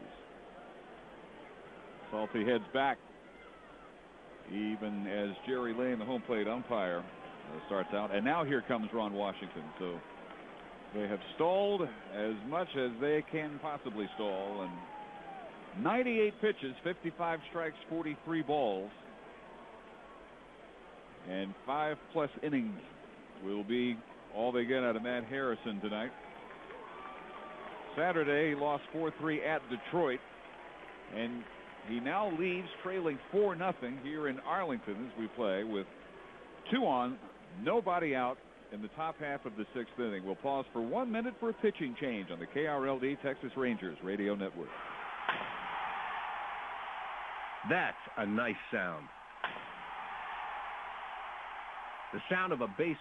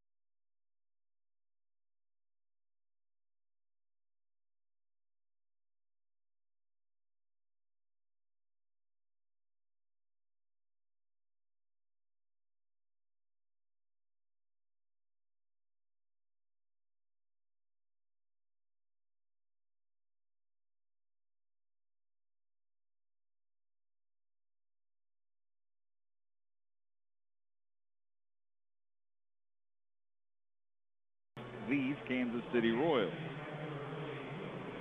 6 Arizona appearances this spring. He struck out 7 with only 1 walk.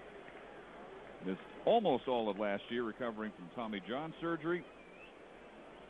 And he inherits John Buck after a leadoff walk on second base, and Alberto Callaspo after his 3rd straight single at first Willie Bloomquist, who has walked and scored on the 3-run crisp homer in the second, and he singled his last trip. So the bottom third of the order, something Harrison could never solve.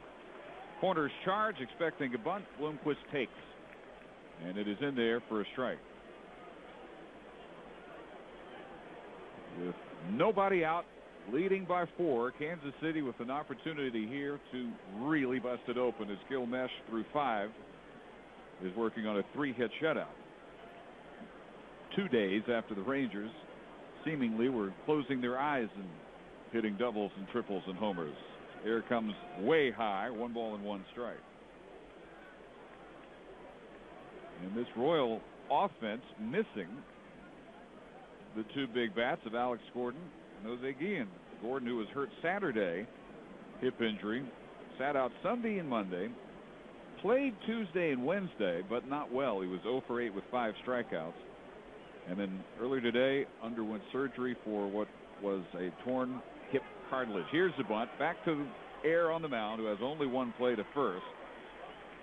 And successful sacrifice, sending both runners up. Buck now to third. Callaspo is at second. So Willie Bloomquist does his job.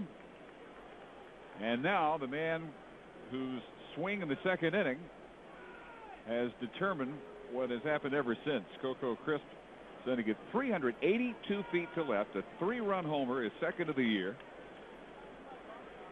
And with first base open here, they will put him on and load him up for Mike Aviles, who is 0 for 3. Aviles, in fact, yet to get the ball out of the infield. And last time up, ended the 4th with a 6-4-3 double play. Intentional walks haven't been working very well this year for the Rangers or their opponents. We'll see if maybe this one does. There's ball 3. Mike Aviles started the night at 194. Last year's Royal Player of the Year, who with 325 as a rookie, has come very slowly out of the gate in his sophomore season and comes slowly out of the on-deck circle here with his average down to 176. Mike Maddox, first of all, will discuss things with Aaron Saltalamacchia. Willie, having just joined the team about 48 hours ago, they want to make sure all possibilities are covered here. The bases loaded and 1 out, trailing 4-0 in the top half of the 6th inning.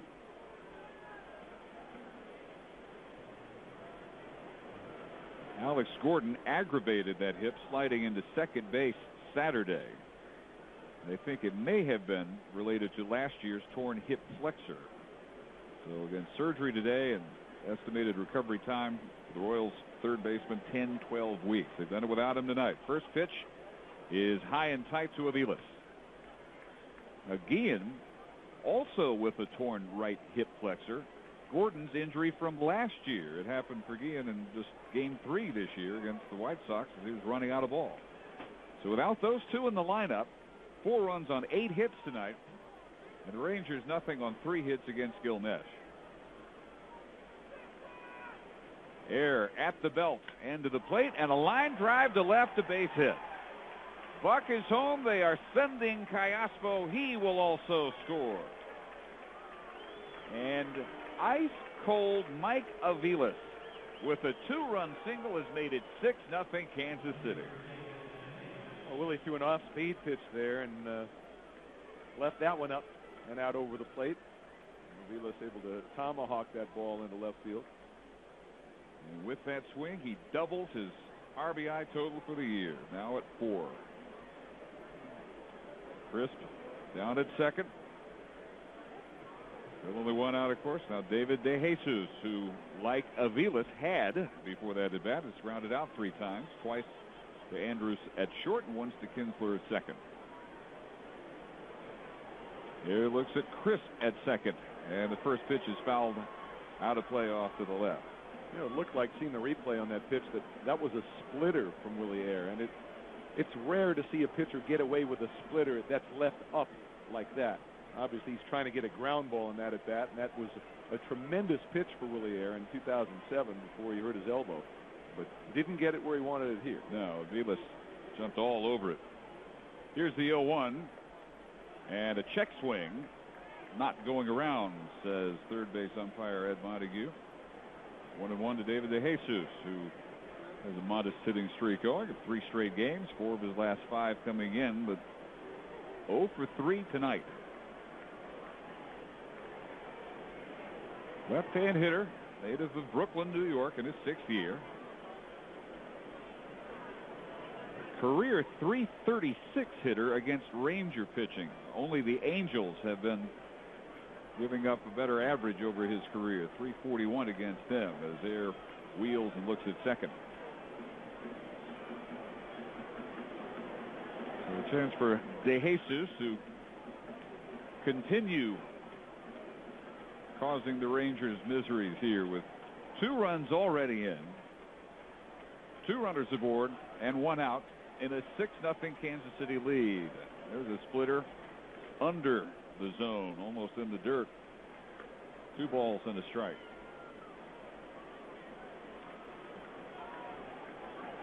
Well, Willie Air very sharp Wednesday against the Orioles,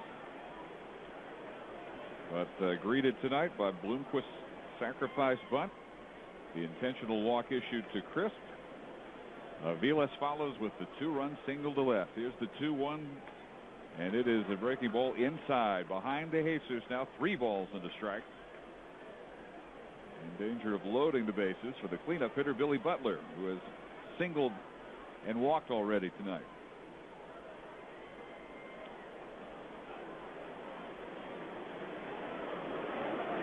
'29-year-old DeJesus, 4th-round pick out of Rutgers in 2000, takes inside ball 4. It is the 3rd walk of the inning, one of which again was intentional. Crisp down at 3rd now. Aviles advances to 2nd. DeJesus loads him up for Billy Butler with 1 out. Billy tonight has grounded out, singled, and walked. Steps up at 179 for the year. No homers, 1 run batted in. He can double his seasonal RBI total with a base hit. Air to the plate. Swung on, chopper to 3rd. Young comes in, makes the tag, throws to first, double play. Michael Young turns a 5-3 double play as he tags Aviles coming down from 2nd and throws in plenty of time to retire Butler. But the Royals get 2 more on 2 hits and 3 walks. And we go to the bottom of the 6th. Kansas City 6, the Rangers nothing on the KRLD Texas Rangers Radio Network. Ma'am, I need you to slow down and tell me exactly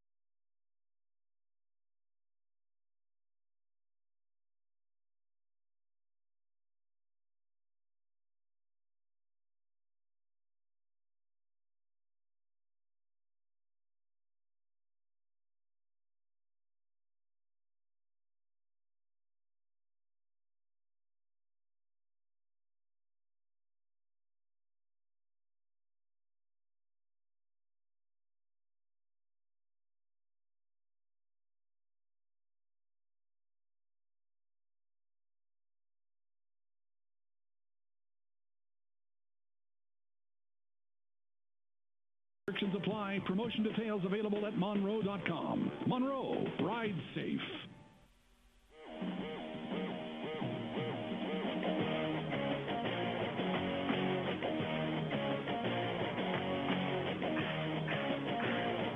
Dave Barnett with Eric Nadel as we move into the bottom of the sixth.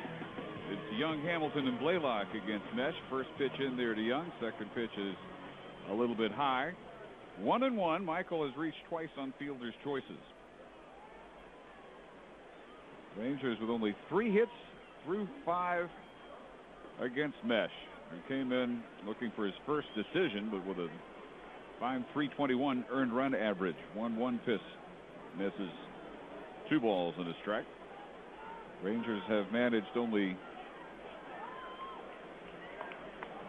2 hits in the third, one of which probably should have been an error on the second baseman Fiasco. The other was the bunt, and here's a solid base hit, a shot through the hole and into left field for Michael Young. And he continues his streak tonight of being on base by a hit or walk, all but 1 game so far in the season. Leadoff single here in the 6th inning. And now Josh Hamilton will try to end the little strikeout surge that has afflicted him the last couple of games. Orioles got him 3 times Wednesday, and Mesh has twice gotten Josh swinging. Been fishing for big breaking balls, and he swings at the first pitch here. Diving stop, Callaspo. Flip to second, out there. The only play available, but put a star by it for Alberto Callaspo, diving to his right to flag down the drive by Hamilton, and then the flip to Aviles covering in time to retire Young coming down. How about that hook throw from the flat on his belly? That's remarkable. He was spinning 360 degrees from his belly. That was a no-look hook, Over if you his will. head. Wow. You will see that on every highlight show around the country tonight. Good heavens. Here's a high breaking pitch. Ball 1 to Blaylock. I knew as it was unfolding, it was a really good play. Now we see a couple of different angles, and it was an unbelievable play because he was rolling around and blindly threw it in mid-spin. A swing and a high fly ball to shallow left. De Jesus in, under it, has it, out number 2. Once again, Hank Blaylock off balance on the breaking ball from Gil Mesh. So Hamilton still at first, and Bird will bat with 2 outs. Marlett 0 for 2. Bounce to second, and last time into a 5-4-3 double play after Blaylock had led the 4th with a single.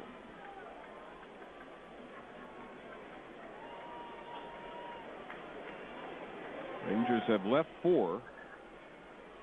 Have gone in order twice. And the first pitch is swung on line right to Callaspo. Just a little leap required here, and he hauls it in. And what a defensive inning it was for the Royal second baseman, Alberto Callaspo. We go to the 7th. Kansas City 6, Texas nothing on the KRLD Rangers Radio Network.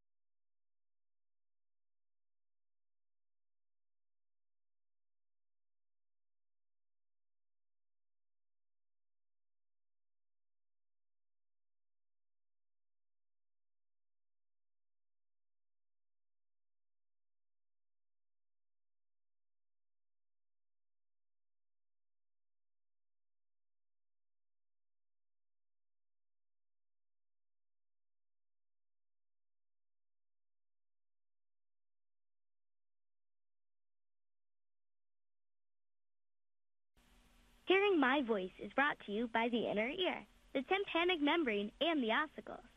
By the 6th grade, many girls lose interest in science, but parents could help make it fun. Visit girlsgotech.org. A message from the Girl Scout and Ad Council.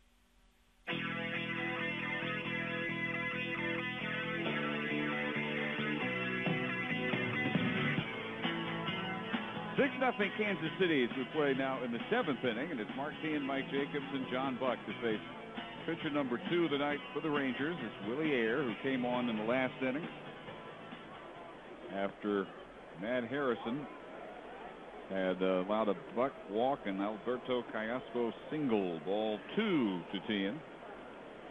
Ayer greeted by a sac bunt by Bloomquist. Walked Crisp intentionally to load him up, and then Aviles with a 2-run single made it 6-0. Line drive headed to the gap, left center field, and in there headed for the wall, directly under the 390 sign in front of the Kansas City bullpen. A leadoff double for Mark Tien, who has homered, singled, bounced to the mound, and now he is a triple shy of the cycle.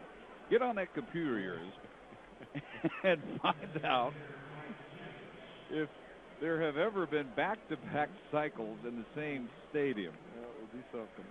Well, that is now officially a possibility for Mark Tien. He could be the first Royal to cycle since 1990, George Brett. Here is the DH, Mike Jacobs, 0 for 3. Harrison struck him out twice. First time up, he hit it hard, but right to Bird in left. First pitch in there from Ayer.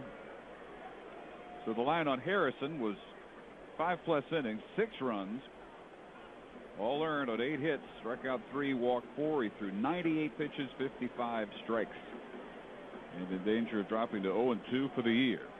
Just not enough strikes. Not the right kind of strikes either. Here's a good one, breaking ball in there. 0-2 to Jacobs. Jacobs had a terrific homestand just concluded. The 6 games, hit both his home runs for the year, doubled 3 times at 388. Harrison cooled him off though, 0 for 3 tonight. Left-hand hitter takes inside. 1-2.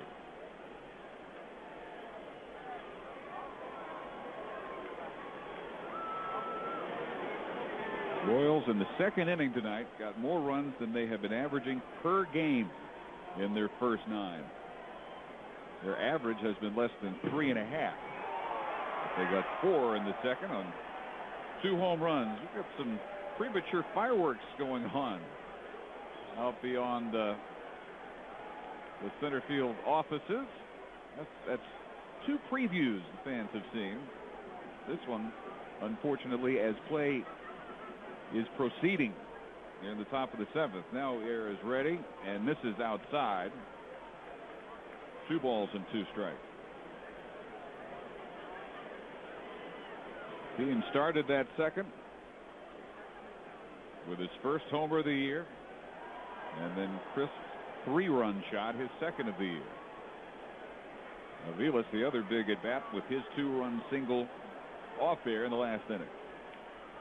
Here's Ayer to the plate, a little humpback liner just there down the right field line and headed for the corner. Here comes Tien to score, and an RBI double, very softly hit, perfectly placed though on the chalk down the right field line by Mike Jacobs.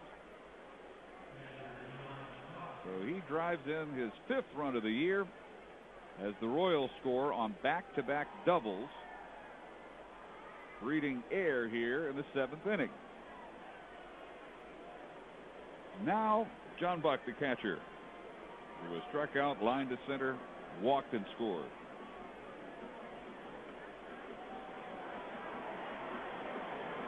Willie Ayer has been in constant trouble.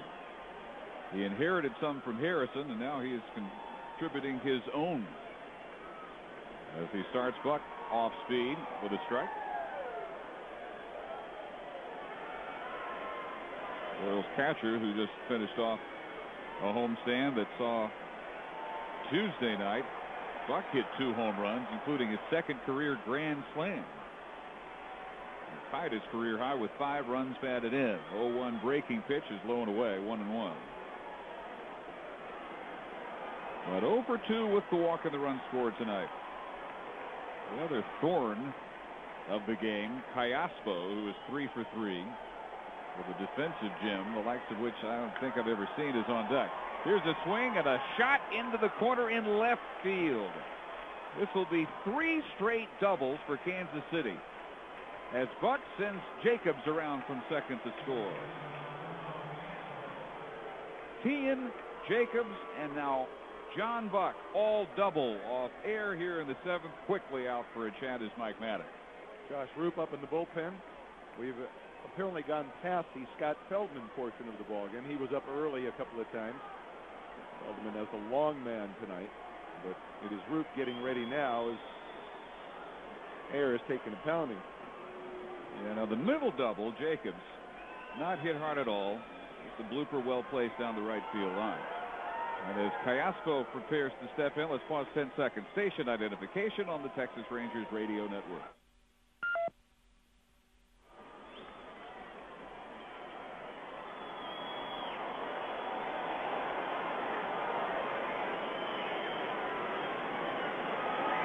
Callaspo ready, 3 for 3 tonight with 2 runs scored, a couple of defensive gems, and a 92-mile-an-hour fastball misses. 1-0. He has raised his average from 286 to 375 tonight. Here's the 1-0 pitch. It is high. 2 balls and no strikes.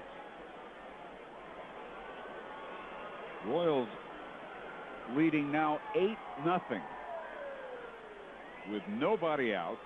Buck at second after the 3rd consecutive double of the inning. They've out hit the Rangers 12-4. They're at the belt.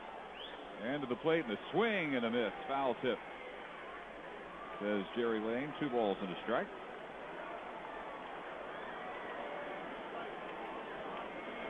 Matchup of opposites this weekend. Great pitching and fielding. No hitting Kansas City against the Ranger team, where you flip all of those characteristics on their side. Swing and a foul back, 2-2. The Rangers came in tonight on the homestand hitting .361, which upped their team average from .249 to .291. Starting play, that was second in the American League to Toronto's .317. But the pitching and the defense, the Rangers as low ranked as the offense for Kansas City. A ball way outside, and Callaspo runs the count full.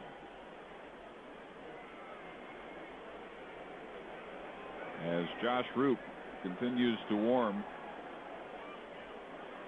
out in the Rangers right center field bullpen. Air taking his time for him as he stares in a long time at Saltalamacchia. Now check a Buck at second, and the pitch is hit in the air to center field. Hamilton back in front of the track a few steps, makes the catch, and hanging on at second will be Buck as Josh quickly gets it in. So at last Callaspo is retired after a 3 for 3 start tonight, and now Willie Bloomquist will be the batter. Oakland at Toronto. The A's still batting in the top half of the 8th with an 8-5 lead. Toronto 8-3 coming in. Oakland trying to even their record at 5-5. Baltimore at Boston, and Ron Washington is out to make a pitching change now. They move to the top of the 7th at Fenway, and another huge offensive night for the Orioles with 8 runs, but they have surrendered 10. So it's Red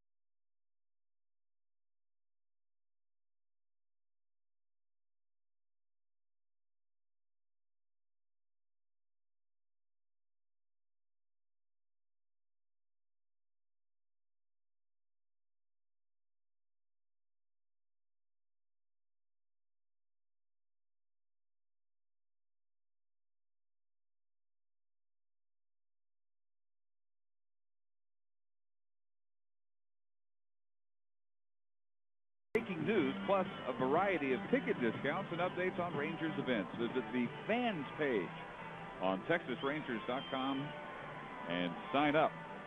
Pitcher number 3 for Ron Washington, Josh Root. Here in the top half of the 7th inning, 1 out, 2 runs in.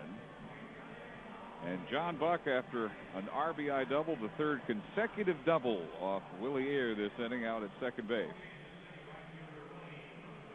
8 runs on 12 hits against Harrison and Ayer. No runs on 4 hits for the Rangers against Gilmesh. And now Josh Roop in his 4th appearance of the season, sporting a 15 ERA, 15.00. That is 5 earned runs in 2 1/3 over his last 2 appearances. He finished the game Wednesday against Baltimore, allowing the 2-run home run in the 9th by Adam Jones. First pitch here to Willie Bloomquist is hit a long way and just does slice foul to the right of the right field foul pole. Almost the first home run, and in fact the first run batted in of the year for Bloomquist.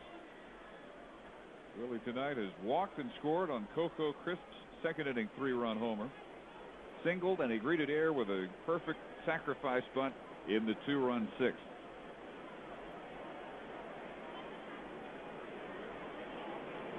Average at 286, but looking for his first RBI with Buck down at second, and he takes the fastball inside, 1-1. So the 4th outing for Roop in his 3 innings, 6 hits, 5 earned runs, including a homer. He has walked 4 with only 1 strikeout so far. One would come in handy here. 1-1 pitch, line fair. That will hit into the corner in right field. And up with it is Cruz in time to hold Bloomquist to the 4th Kansas City double of the inning. Buck comes home, and it is 9-0. Tien, Jacobs, Buck, Bloomquist in a 5-batter stretch here in the top half of the 7th, all with doubles. And the Royals have now equaled their largest run production in a game all season. Well, they equaled their average run production per game in the 2nd inning alone, and they've almost tied it here in the 7th as Coco Crisp takes the ball low and in. He has walked twice, last time intentionally. 3-run homer in the 2nd made it 4-0. The Rangers have offered very little in the way of a threat since then. He's also hit it hard on a line drive caught by Cruz in right. The 1-0 pitch. That's down low, and it's 2-0. Kansas City came in 5-4, above 500, because they are among the best defensive teams so far in the American League. Only 3 errors committed all season. Swing and a miss. 2-1. Tied with Toronto, Tampa Bay, and Boston for the fewest errors in the league. You know, we talked about their ERA, Dave, and that's a good point. They haven't allowed a single unearned run. They and the Tampa Bay Rays were the only clubs that haven't given up an unearned run. Well, their offense until tonight has been producing at such a paltry pace, they really couldn't afford to give up anything. But the other team wasn't earning. Roop with a nice pitch that backs into the inside corner and evens the count at 2-2 to Crisp. Aviles on deck, who drove in 2 with a single in the 6th, doubling his RBI total for the year to 4. Big hits tonight coming from guys who had been struggling. Here's the 2-2, and it's fouled back just behind the third base dugout. Coco Crisp was hitting 226 before tonight. Aviles 194. And between them, they have driven in 5 of the 9 runs. Bloomquist was 231. He has singled and driven in a run with a double. Butler was at 154. He has a hit and a walk. Here's the 2-2. Swung on and missed. Strikeout of Crisp. He is retired for just the 2nd time. It's out number 2 in the 7th. An 89-mile-an-hour offering from Roop dives just under the swing of Crisp. Now Aviles, who hit a 1-0 pitch for a 2-run base hit, scoring Buck and Callaspo, who had walked and singled in the last inning. First pitch is outside.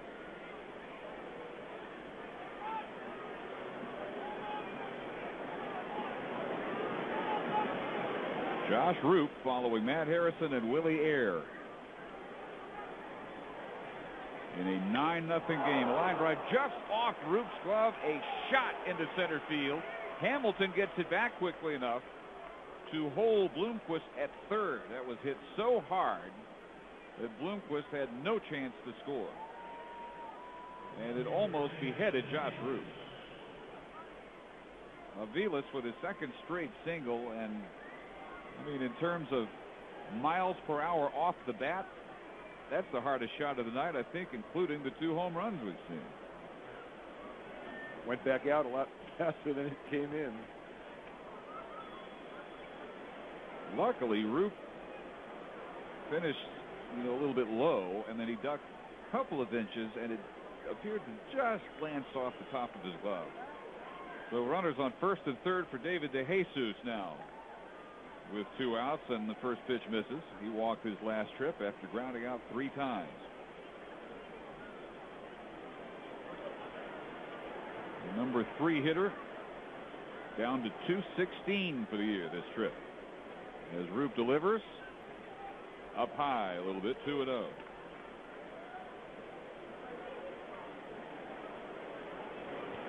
Well, Willie Ayer went once all the way through the Kansas City batting order tonight, and in an inning and a third allowed 4 hits and walked 2. Here's the 2-0 line drive. This one is speared by Roop on the mound. Good gracious, like they have something against Josh. That time though, he was able to get his glove out to his left and bring in a screaming line drive off the bat of DeJesus. But the Royals get 3 more in the top half of the 7th. Stretch time in Arlington. Kansas City 9, Texas nothing on the KRLD Rangers Radio Network. Nature's Guide, Kid, Pet, and Planet.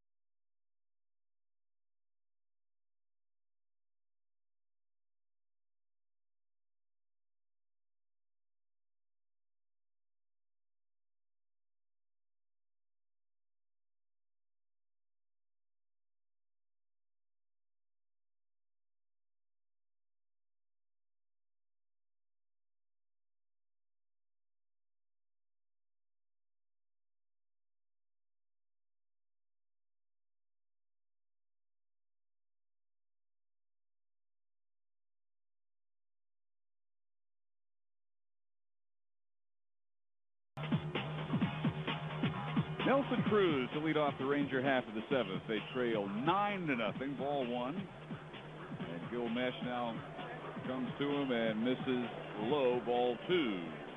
Nelson has struck out and walked tonight. 48 hours after 19 runs on 19 hits. Rangers nothing on 4 hits through 6 against Mesh. And the 2-0 pitch is high, so he falls behind Nelson here 3-0. He walked him on 4 pitches last time. And Nelson became one of 5 Rangers left on. And Bob McClure, the Royals pitching coach, after these first 3 pitches, suddenly appears out of the Royals' third base dugout and is out checking with Mesh and Buck as the bullpen springs to life. Jamie Wright, right-hander, getting loose out left center field. So this has to be something that they think has happened physically to Mesh. The first 3 pitches to Nelson Cruz. Oakland, Toronto now moving to the bottom of the 9th in Canada. In fact, has just gone final now. And the A's win it 8-5. They even their record at 5-5. Drop Toronto to 8-4. Well, Mesh will stay in and come to Cruz with a strike at the knees. 3-1. He has thrown only 86 pitches, 51 strikes, 35 balls. 3-1 pitch is grounded just foul down the third base line, and quickly 3-2. Baltimore at Boston in the 8th now. And it is 10-8 Red Sox. Bottom of the 8th at Tampa Bay. 6-5 lead for the Rays over the White Sox there. Here's a ground ball and a base hit through the hole into left field. Nelson Cruz with hit number 5 for the Rangers tonight off Mesh.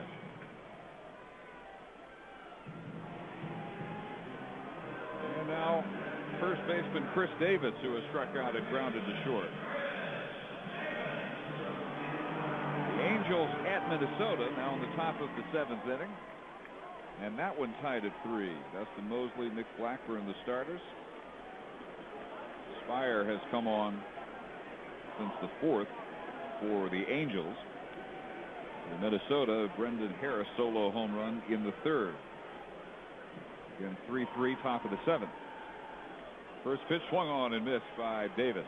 The Angels have Bobby Abreu playing right now, Dave, with Vladimir Guerrero on the disabled list with a pectoral muscle tear. He's out at least a month. And Mycera Izturis is batting 3rd for the Angels and DHing tonight. Creative lineups from Mike Scioscia. That's a night Mycera Izturis never thought would occur. Swinging the foul back by Davis, and it's 0-2. Now Juan Rivera's in the lineup playing left field, but he's batting 8th. And Izturis, of course, who's a switch hitter, DHing and batting 3rd. Well, the Angels pushed across 3 runs in the 7th and now lead 6-3 at Minnesota as Davis swings and fouls one back to stay alive. Scioscia's a genius. Although Izturis does not have a hit, he does have an RBI in that game. Well, the Angels hang on. They improved to 5-5. Part of a 3-way second place tie in the West with the Rangers, 2.5 behind Seattle. Swing and a shot, base hit to right field. Stopping at second will be Cruz as Blomquist gets it back in. And Chris Davis now 1 for 3. Back-to-back singles in the bottom of the 7th against Mesh, who had allowed only 4 hits coming into the inning, and that'll do it for him. Manager Trey Hillman now emerges from the bullpen. Jamie Wright has been warming, and with a 9-0 lead, but 2 on, nobody out in the bottom of the 7th. The pitching change in Arlington will pause for 1 minute on the KRLD Texas Rangers Radio Network.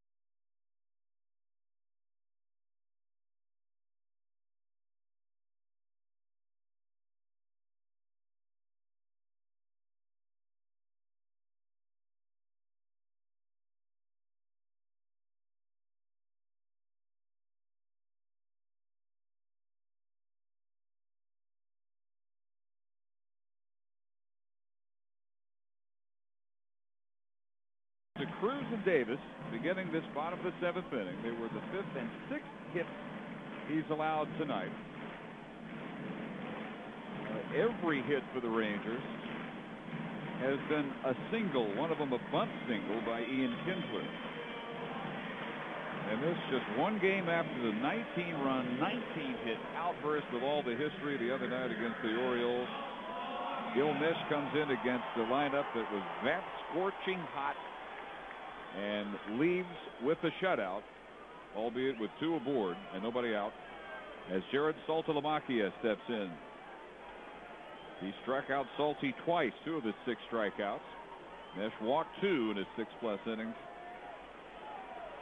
And now Wright to try and preserve Misch's shutout. First pitch to Salty is swung on and foul back out of play left side, 0-1. The slump for Salty is now 1 for his last 24.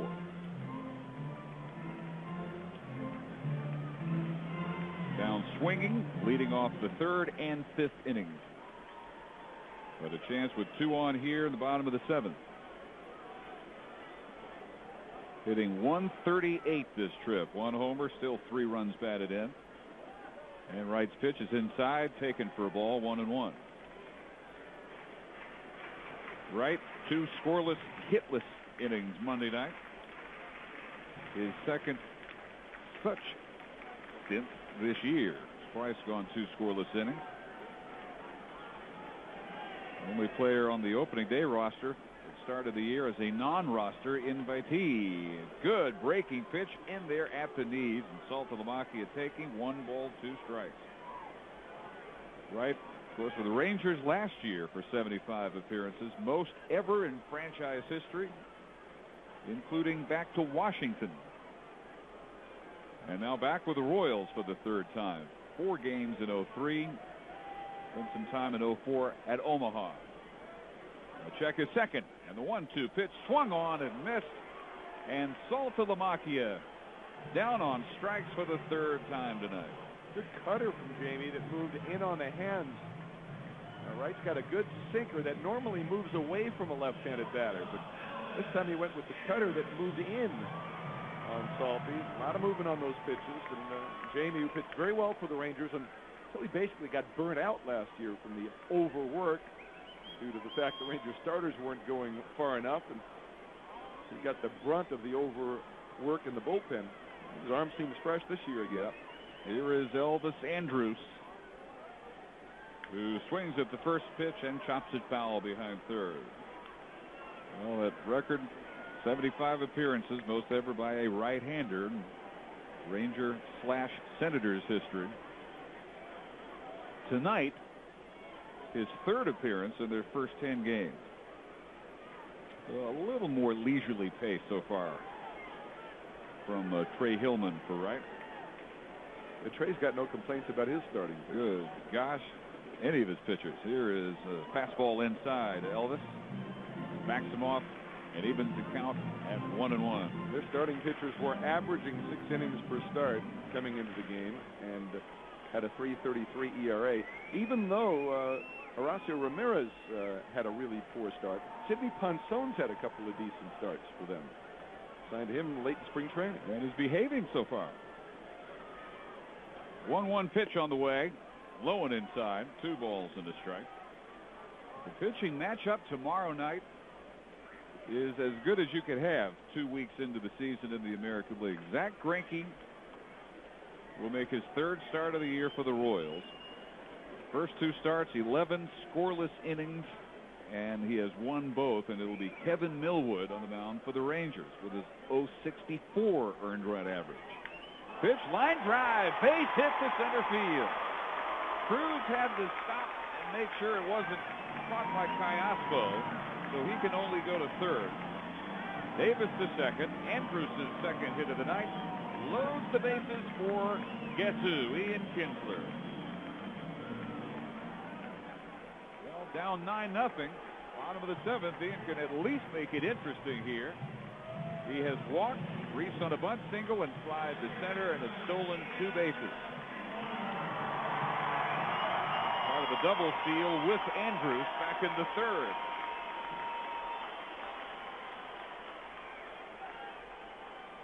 So Cruz, who led the inning with a single, leading off of third. Davis, who followed with a single at second, and now Andrus after the third single of the inning at first. And the first pitch is a breaking ball in there as Kinsler turned his back on it, thinking it might even graze him. It broke back, caught the inside black for Wright. 0-1.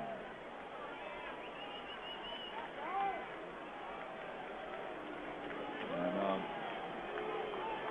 Wright will collect his thoughts a minute, step off. Kinsler stays in the box, touches both sides of the plate with his black bat, waving it back and forth behind his helmet, waiting for the 0-1 pitch. He swings on it and fouls it back into the first row of the club seats and falls behind 0-2. Omar Vizquel is out on deck, so we would assume at this point there's some physical issue with Michael Young. So imagine Washington making substitutions with the bases loaded here, down 0. 9-0 with the bases full. Probably not. Well, we saw Shauna Michael just sitting quietly next to Rudy Jaramillo. As Wright comes 0-2 to Kinsler, swings and misses. It gets away from Buck, but the base is loaded. Strikeout number 2 of the inning for Wright. And what a rarity it is to see Ian Kinsler walk slowly back to the dugout, not having succeeded in at least getting on base by a walk. So strikeout number 2 will bring up, as a pinch hitter, Omar Vizquel, with the bases loaded of red-jerseyed Rangers here in the bottom of the 7th. And now 2 outs. Omar batting left, swings and pops it up on the left side. It will drift foul. Tian is under it and makes the catch. 1 pitch, all it takes to get Vizquel with the bases loaded. 3 singles, still nothing across for the Rangers as we move to the 8th. Still Kansas City 9, Texas nothing on the.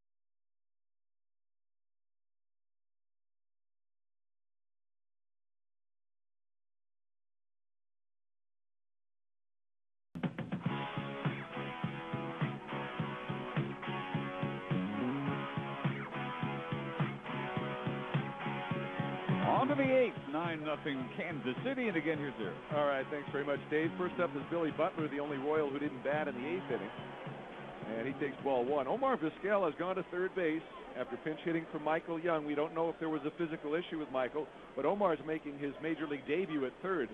And in center field, David Murphy has replaced Josh Hamilton, and you would imagine this is Ron Washington just getting Hamilton off the field for a couple of innings in a blowout. The pitch is inside for a ball. Maybe that's the reason Vizquel hit for Michael, but with the bases loaded, just seemed a little unusual. Well, Michael just simply looked like regular old Michael in the dugout. There's a hard grounder. It's up the middle, base hit for Billy Butler. As the Royals keep piling up hits here. Young was just sitting next to Rudy Jaramillo. No trainer talking to him. Did not look like any physical issue was going on with him as he was lifted. And that's the 15th hit for the Royals in the third off Roop, who went 2/3 of an inning to get out of the 7th inning, although the last out of the inning, an absolute rocket right back into his glove. And Mark Teahen is next, needing a triple for the cycle. Homered in the 2nd, singled in the 3rd, doubled in the 7th after grounding out in the 5th. And the pitch is in there for a strike. Again, there have been 6 cycles in Royals history, including 2 by George Brett and 2 by Frank White, who currently occupies the seat directly to my right across the glass in the Royals TV booth. The pitch is inside and low. 1 ball and 1 strike. Already this year in the big league, cycles by Orlando Hudson and Ian Kinsler. A little bit more rare for the Dodgers. It was their first in 39 years since Wes Parker, 1970 at Shea Stadium, the first ever by a Dodger at Dodger Stadium. 1-1 pitch. That's right down the middle. 1 ball and 2 strikes. So funny year so far for the Dodgers. 7-3, despite the fact Manny Ramirez hasn't been hitting. But they have been getting some very special pitching. What an outing Clayton Kershaw had the other day. I wonder if he'll get to pitch here. Kid from Highland Park when the Dodgers are here in June. The pitch is inside for a ball. That is a series for you to look forward to. A weekend series here. The Dodgers in the 12th, 13th, and 14th of June. Manny will be being Manny. 2 balls and 2 strikes. There's the pitch, swung on and lined to right field. A hanging curve. And a kind of soft liner hit into right. And Teahen has a 4-hit game, but not the cycle. He's no Ian Kinsler. First and second, nobody out. And here comes Mike Jacobs. He's 1 for 4 with an RBI double. You know, though, I hate to say this, but it's not impossible for Teahen to get yet another at bat. There's nobody out in the 8th. Not the way these innings have been going. 7 men batted in the 6th, 8 men batted in the 7th. And the Royals with their best offensive night of the season so far. Well, they have nearly tripled what was their run per game average. That's a good a night. The pitch is way outside for a ball. Now, they've scored 9 runs twice this year, and those 2 9-run outbursts have come in the span of the last 3 games. So, bearing out what Frank White told us before the game, he does think they're swinging the bats better. And that was before he saw what was going to happen tonight. By the way, for Teahen, this is his 7th career 4-hit game, and the 3rd time he's done it against the Rangers. Yeah, he and you mentioned DeJesus earlier as a Ranger killer, and Teahen certainly in that category. Gil Mesh just the opposite, but tonight, 6 shutout innings against Texas. There's the pitch in there, and some help from Jamie Wright to get Mesh off the hook in the 7th inning after Mesh left with 2 men on and nobody out. And Jamie eventually getting out of a bases-loaded jam, striking out Kinsler and popping out Vizquel.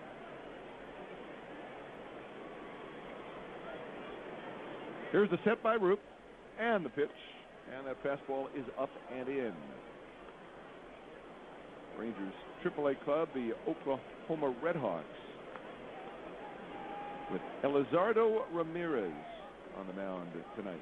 Did you see what that Hickory pitching staff is doing down at low A? Impressive.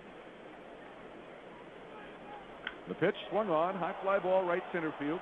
Nelson Cruz going back to the track, to the edge of the bullpen, out of here. Jacobs a 3-run homer, his 3rd of the year. He has a 4 RBI game, 8 RBIs on the year.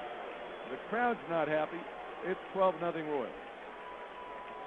Yeah, the fireworks are not the kind the crowd came to see tonight. They're way too early and from the wrong colored team. The Kansas City Royals with 3 home runs in the ball game after coming in with a total of 7 for the year. And you knew they were going to break out. Well, this is a club that significantly improved offensively, even without Guillen and Gordon. They've got some guys in this lineup who can hit. And unfortunately for the Rangers, they're proving it tonight. Oklahoma City losing tonight in the ninth inning 6-1 to Memphis. 420 feet the distance on Jacobs Drive. And now here's John Buck, and he fouls one high in the air off to the right and out of play. Buck a double in 3 trips. He has walked, he has scored twice, he's driven in 1. The Hickory staff has a team ERA of 141. Opposing batting average is 174. These are 18, 19, 20-year-olds. That is low Class A. The pitch swung on, and a one-hop smash past the diving Andrus to his left and into left center field. Another hit for the Royals, and they're teeing off now on Josh Roop, who has given up 6 hits since he came in the game. The Royals have a total of 18 hits now, 4 straight hits here in the 8th. And remember, the only thing that got Roop out of the 7th was a 100-mile-an-hour line drive going right back into his glove off the bat of De Jesus. The second of the inning. The one right before, he almost speared by Aviles. Now Callaspo, who's 3 for 4 with 3 singles, batting in the 8 hole. And the pitch is low for ball 1. So this has been an ugly night for the Rangers, coming on the heels of a 19-6 win. The Rangers now, for the 3rd time in 10 games this year, have allowed double figures in runs. They have scored double figures twice. We'll be jumping the gun to get Martin Perez, Joseph Ortiz, Wilmer Font, Wilfredo Boscan, Carlos Pimentel up from Hickory. You might not get arguments from everybody here. Pitches in the dirt for a ball, 2-0. What about Jake Brigham? He's the graybeard at 20. That's the Hickory staff that's got the 141 team ERA. On that Oklahoma staff, the guy who's throwing the ball really well right now is Brian Gordon. He's had an inning and 2/3 of shutout ball tonight. His ERA is 1.59. Elizardo Ramirez was touched for 5 runs in 3 innings tonight, but 2 of them were unearned. He started the ball game. The pitch to Callaspo is inside. Michael Ballard had 2 2/3 shutout innings. He's a left-hander who was almost called up once last year. Actually showed up here. He was a just-in-case to pitch and never actually got to be activated and go out and pitch. He went back to Frisco. He's at AAA this year. And Warner Madrigal has thrown an inning and 2/3 there tonight, giving up a run. As Roop comes home and misses again outside. Now Josh's job here is to give the Rangers some innings so that they don't have to use anybody else in the bullpen. But unfortunately, that is about to happen. Eddie Guardado is starting to warm out in the Ranger pen. And Scott Feldman warmed up a couple of times early in the game. He's a long man. The Rangers got past the point where they needed him as Harrison was able to pitch into the 6th inning.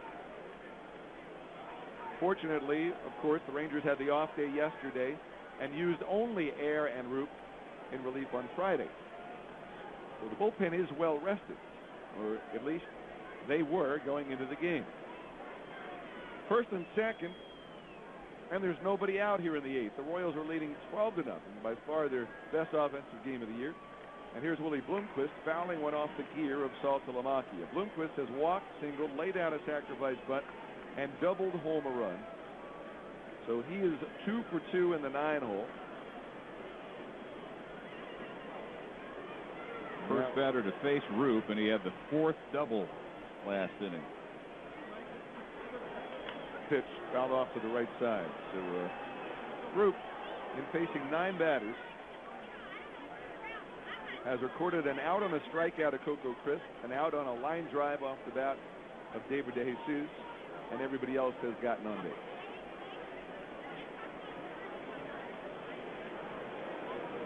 At second base, John Buck, and at first base, Alberto Callaspo. David Murphy is shallow in center and over toward right, and Bloomquist fouls one back. Bloomquist, who had the double in the 7th inning on a slice down the right field line, is one of the hitters in the American League least likely to deliver an extra base hit. He is the epitome of the single hitter. Last year he had 46 hits. They were all singles except for 1 double. That's almost impossible. That has to be harder than a 6-hit cycle in a 9-inning game. And a guy with speed, too, you figure would leg a single into a double every now and then. He accidentally hit one over a short porch somewhere. A little pop fly that just stays fair. I'm playing in Seattle where there's lots of room in the outfield. The grass slows the ball down. Pitches low for a ball. But he has a double here tonight, and it is his first extra base hit of this year, although it was only his 5th hit of this year.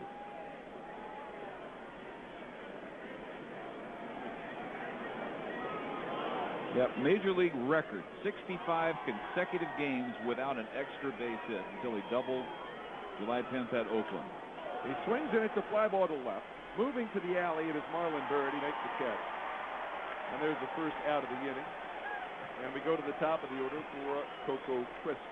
It's been all Royals tonight, 4 runs in the second, starting with a Mark Teahan leadoff homer off Matt Harrison in the second inning. Coco Crisp had a 3-run homer with 2 outs. Kansas City added 2 in the 6th inning on Mike Avila's 2-run singles. 3 runs in the 7th inning. And now 3 more here in the 8th on a 3-run homer by Mike Jacobs.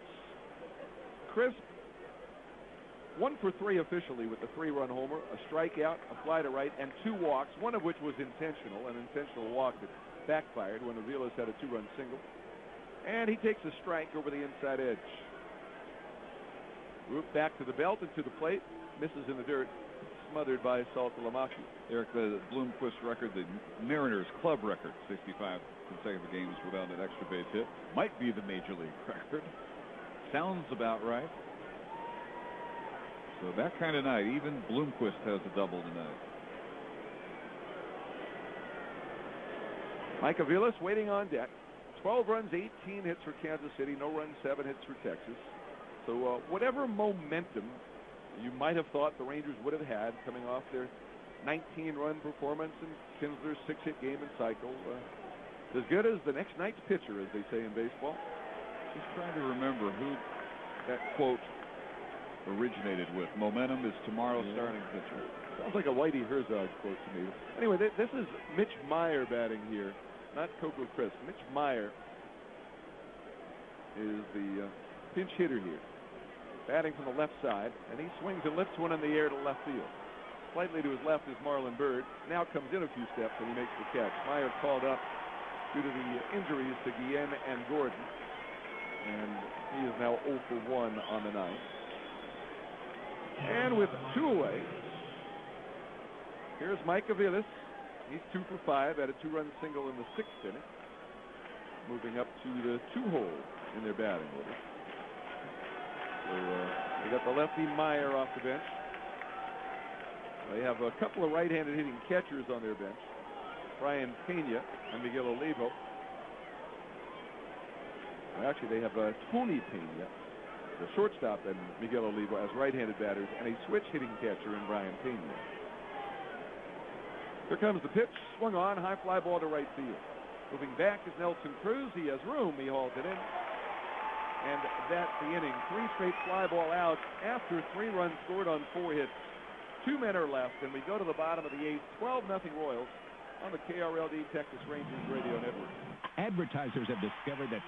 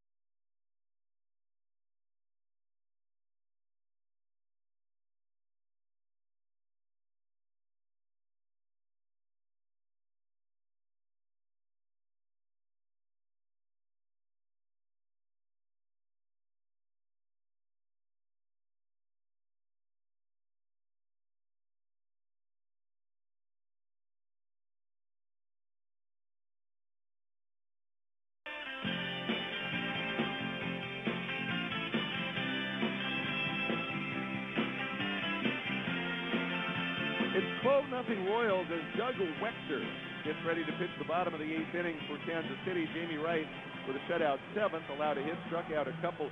We've received word from the Ranger clubhouse that there is nothing physically wrong with Michael Young. He was lifted for the pinch hitter strictly to get Omar Vizquel into the game, get Michael off his feet for a couple of innings in a blowout ball game. Although at the time it was 9-0 and the Rangers had the bases loaded. But Vizquel came up and pinch hit and fouled out on one pitch. And now it is Doug Wechter, the former Tampa Bay Ray and Florida Marlin, on to pitch to David Murphy, looking for his first hit of the year. Murphy takes a strike. He came on for Josh Hamilton defensively last inning. Hamilton was 0 for 3 today. Struck out twice and was robbed by Callaspo on a hard ground ball toward the middle. Murphy's 0 for 13 on the year. Blaylock on deck, then Bird, and the pitch is inside. Doug Wechter has not allowed a run in 3 innings of work. Had a bad spring, but was signed to a major league contract in the offseason and had a spot on the club guaranteed. Murphy fouls one off to the left side, off the facade of the club level. We know far too much about what kind of spring these Royals players have. Seeing them 9 times, including the last 3 games of the spring. But Wechter, who had a solid season last year for Florida, once he made the adjustment from being basically a failed starting pitcher with Tampa Bay to being a reliever, he became pretty good. Had shoulder surgery, missed the 07 season, bounced back strong last year, and the pitch is inside. He's out of St. Petersburg, Florida. Actually grew up not far from Tropicana Field. Seemed a perfect fit when he was a member of the Tampa Bay Devil Rays. The pitch is outside of Murphy. When he first came up in 03, he was quite a sensation. In 6 games late in the year, he was 3-2 with a 3.31 ERA. In his first major league start, he shut out Seattle on just 2 hits. First Devil Ray ever to debut in the big leagues with a shutout. Had over 100 friends and family at the game, and it was his mom's birthday. The pitch swung on, bounced slowly out to second base. Callaspo's got it over to first, almost pulls Butler off the bag, but he stays on with a stretch toward right. And there's 1 out. It is 12-0 Kansas City as we play in the bottom of the 8th inning. Ian Kinsler, by the way, had a walk and a bunt single his first 2 plate appearances, but then his consecutive hit streak ended at 8 with a fly ball in the 5th inning, and he struck out in the 7th inning.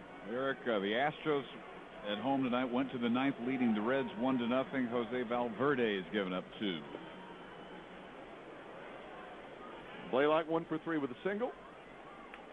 And the first pitch misses for a ball. Houston going into that game at 3-6, tied with Milwaukee for the cellar in the Central when the day started. Here's the pitch, and that is a little bit low.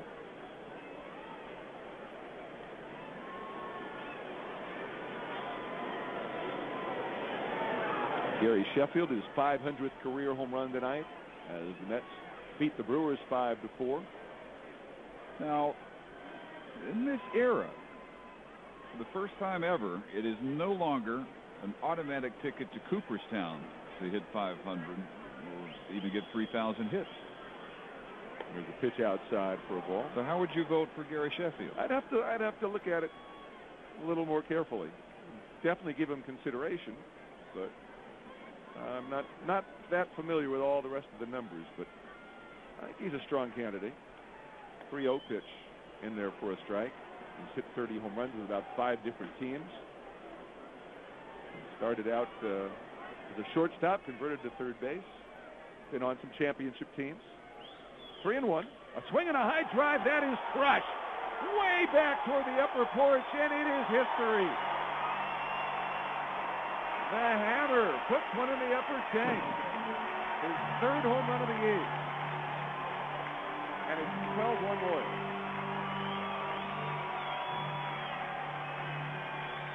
And we've seen some fireworks go off when they are supposed to. The first time tonight. Fireworks show following. Hank providing the only offensive fireworks of the night for the Rangers there. With one of the longest home runs the Rangers have hit this year, and they continue their streak of hitting at least one in every game.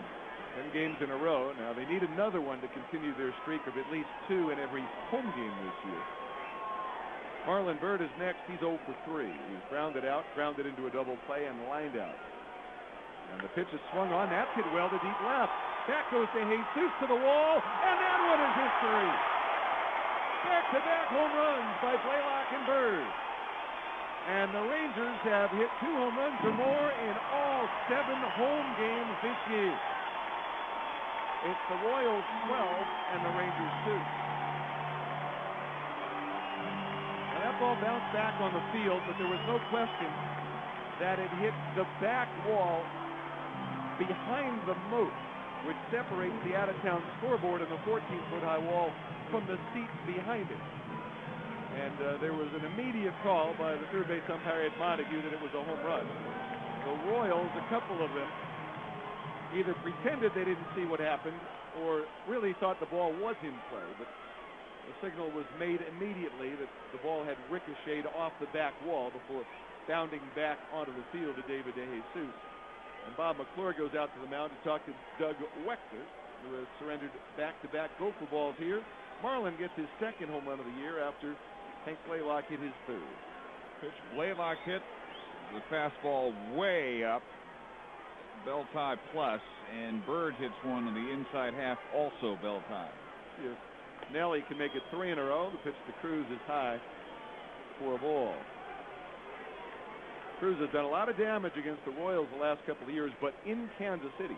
Both years when he was called up, his debut was at Kansas City. One year he had 2 home runs in his first game, and then last year he had 1. And the pitch is in there for a strike. On to the bottom of the 9th in Houston now. Francisco Cordero on for the Reds, who took a 2-1 lead in the top of the 9th against Jose Valverde, and was out to protect a 1-0 Astro lead. There's a pitch, and that is inside for a ball. So Blaylock goes deep, followed by Byrd. The Blaylock homer, the 130th of Hank's career, 78 of which have been hit in this ballpark. And the pitch to Cruz, ground ball hit to third rather weakly. A long, low hop into the glove of Tien over to first, 2 outs. The Blaylock home run, you crank it out of the park, home run of the game, presented by Bluebell. Better by a country mile. 393 on the Blaylock home run, and 375 on the Byrd home run. And now here comes Chris Davis, who has struck out, grounded out, and singled to right field. Wondering what the streak is overall, most consecutive games with a homer for the Rangers. We are not close. Davis swings, rolls one slowly to short. Avila's charges on to first for the out. We'll have the answer to that when we come back. 2 runs in the inning, and after 8, 12-2 Kansas City on the KRLD Texas Rangers Radio Network.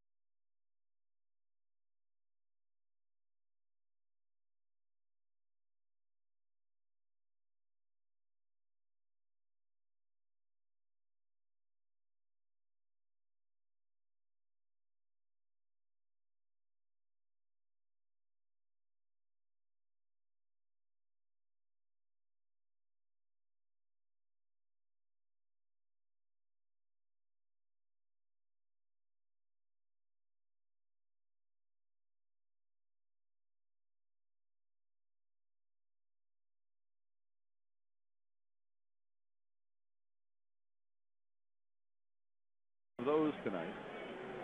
And it'll be David DeJesus in the ninth inning to lead things off. Mitch Meyer, by the way, stayed in the game in center field for the Royals in the bottom of the eighth.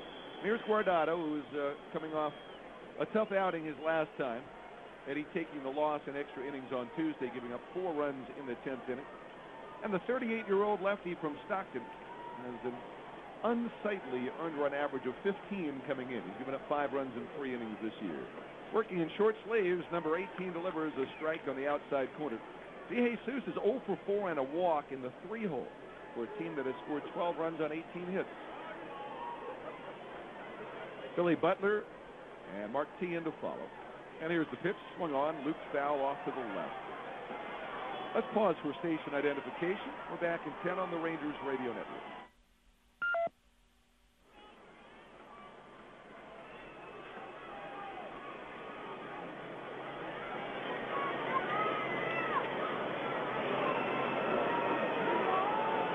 Guardado with a new baseball and an 0-2 count on DeJesus.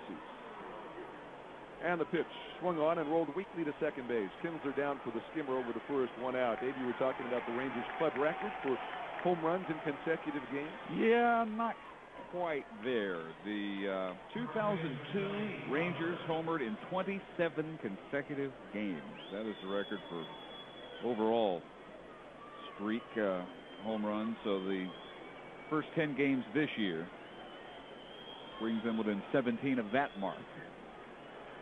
But it is the first time they've ever homered in the first 10 games of the season. The pitch to Butler is outside. He's 2 for 4, 2 singles and a walk. And they've tied an overall club record with 2 home runs in the last 7 home games. At least 2 home runs in 7 straight home games. Pitch is outside for a ball. And the Rangers now for the year with 21 homers. They started the day tied for first with the Toronto Blue Jays with 19 home runs. Nobody in the other league had hit more than 13 home runs as a team. The pitch is in there for a strike. And last year, the Rangers, while leading the majors in runs, in batting, and in doubles, the Rangers were only 4th in the league in home runs. The pitch swung on and fouled off to the right side. The White Sox led the league last year with 225, while the Rangers hit 194. Tampa Bay beat the White Sox tonight 6-5. Ben Zobrist the big blow, a grand slam. Shields the winner, Percival the save. And Matt Thornton, who had a blown save, took the loss in that ball game. Here comes the pitch from Guardado. A swing and a miss, high fastball. 85-mile-an-hour fastball up the ladder gets Billy Butler. There are 2 outs in the ninth. It's 12-2 Royals. And fans, don't forget you can bring any regular or Diet Dr. Pepper can to the Ranger ticket office for half-price tickets to Ranger home games in April or May. Some restrictions do apply. It's sponsored by Time Warner Cable. For more information, call 972-RANGERS. Mark Teahan with another shot at the cycle. He has 2 singles, a double, and a homer, 4 for 5. And he fouls one back to the screen, 0-1. So Eric, let's see if he comes up looking the way Ian Kinsler was looking when he needed his triple last night to put one out in right center field. For Teahan, of course, that would be pulled as a left-handed hitter, unlike Kinsler. And the Ranger outfield is shifted around toward left, so Cruz is toward the alley in right center. And there's a swing and a base hit toward the line and right, and Cruz will cut it off. So Teahan will have to settle for just a 5-hit game without a cycle, and it's a new career high for Mark Teahan. 5-hit ball game, and didn't get the triple for the cycle. And is back at his old position, third base, which was his position when he broke into the big leagues. And he's going to be there for a while due to the injury to Alex Gordon. Here's Jacobs, who has doubled and homered, driven in 4. He's 2 for 5. 12-2 Royals. They have 19 hits. And Guardado misses outside for ball 1. Tomorrow night, of course, Josh Hamilton Jersey night for the first 7,500 kids 13 and under, and the post-game Jack Ingram concert. And we're looking forward to that. Dave and I both fans of Jack Ingram. The pitch is in there for a strike. Who would you characterize Jack Ingram to be similar to, for those folks who don't know? Well, this was 3 years ago. I saw him open for Sheryl Crow. And very John Mellencamp-like, like later Mellencamp. One of the roots rock sound. Exactly. That swung on in this. Some characterize Jack as country, but he's really, well, you might say country rock, but I think roots rock or Americana would probably be more of the classification these days. But that gig in Nokia Theater, the end of a fairly extensive tour, as I remember, and where he could not stop talking about how great it was to be back playing in Texas. There's a swing and a mile-high pop-up off to the right side, and this is going to reach the seat back to the right of the backstop. Jack spent a lot of time playing the clubs in Deep Ellum. And great entertainer. So come on out tomorrow and stick around after the game. We've got a great concert series. Reckless Kelly will be here a little later on in the series. Tremendous Austin band. And, of course, on May the 16th, once again, Robert Earl Keen in concert. And this time it won't be after a Ranger-Astro game, so Robert Earl can actually root for the Rangers that day. Rangers will be playing the Hated Angels. The pitch, that is looped foul off to the left and out of play. So hope you will join us out on the patio. Just a fantastic natural amphitheater for watching music. Here's the highest compliment I could pay Jack Ingram. I love Sheryl Crow, but she did not blow him off the stage. Oh, that's very cool. There's the pitch swung on and missed. Jacobs is out, and a nice inning for Eddie Guardado as he bounces back from his rough performance in the Baltimore series. No runs on a hit, and one man left. We're going to the bottom of the ninth. The Royals lead the Rangers.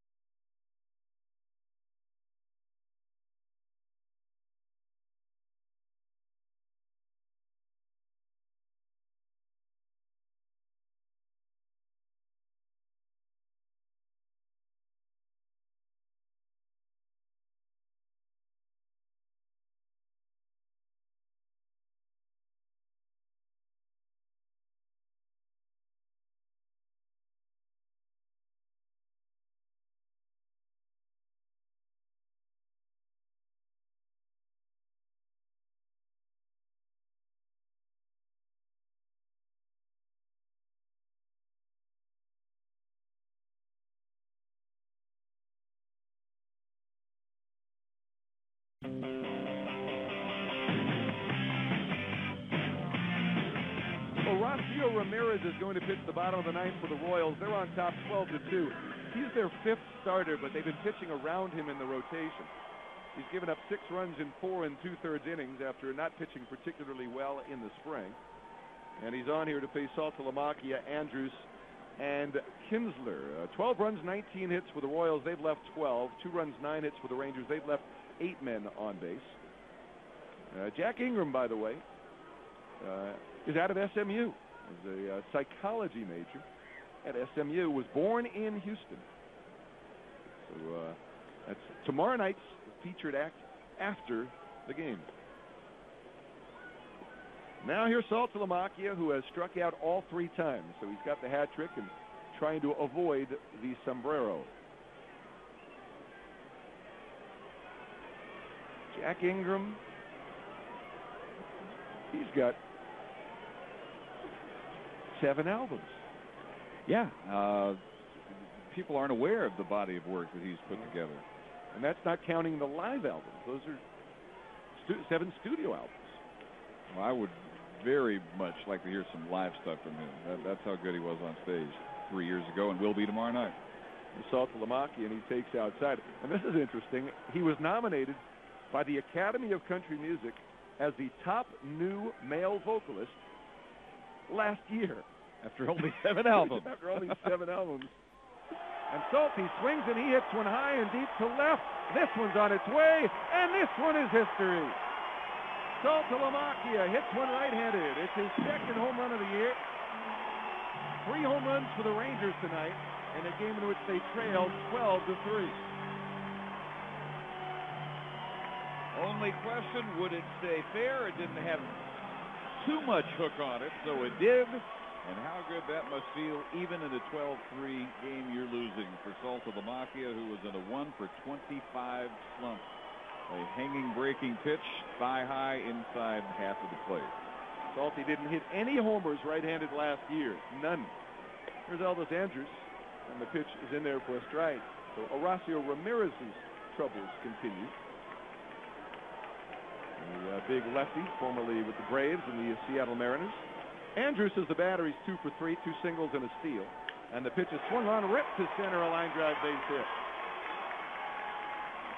The Rangers continuing to show that they never quit, even though this would be just an unbelievable miracle if they were even to get back into this game. But a homer and a single to start the ninth. One more Jack Ingram tidbit in the award show you were discussing. Yeah. He's on stage, and he prevented a near wardrobe malfunction with a female artist who was on stage with him, about to have a problem with her dress before he stepped in and rescued her. Pitch to Kinsler is so he does it all. That's a versatile guy. He is a 5-tool musician. Kinsler has a bunt single, a walk, 2 steals. He's flat out and struck out, 1 for 3, and he fouls one off to the right.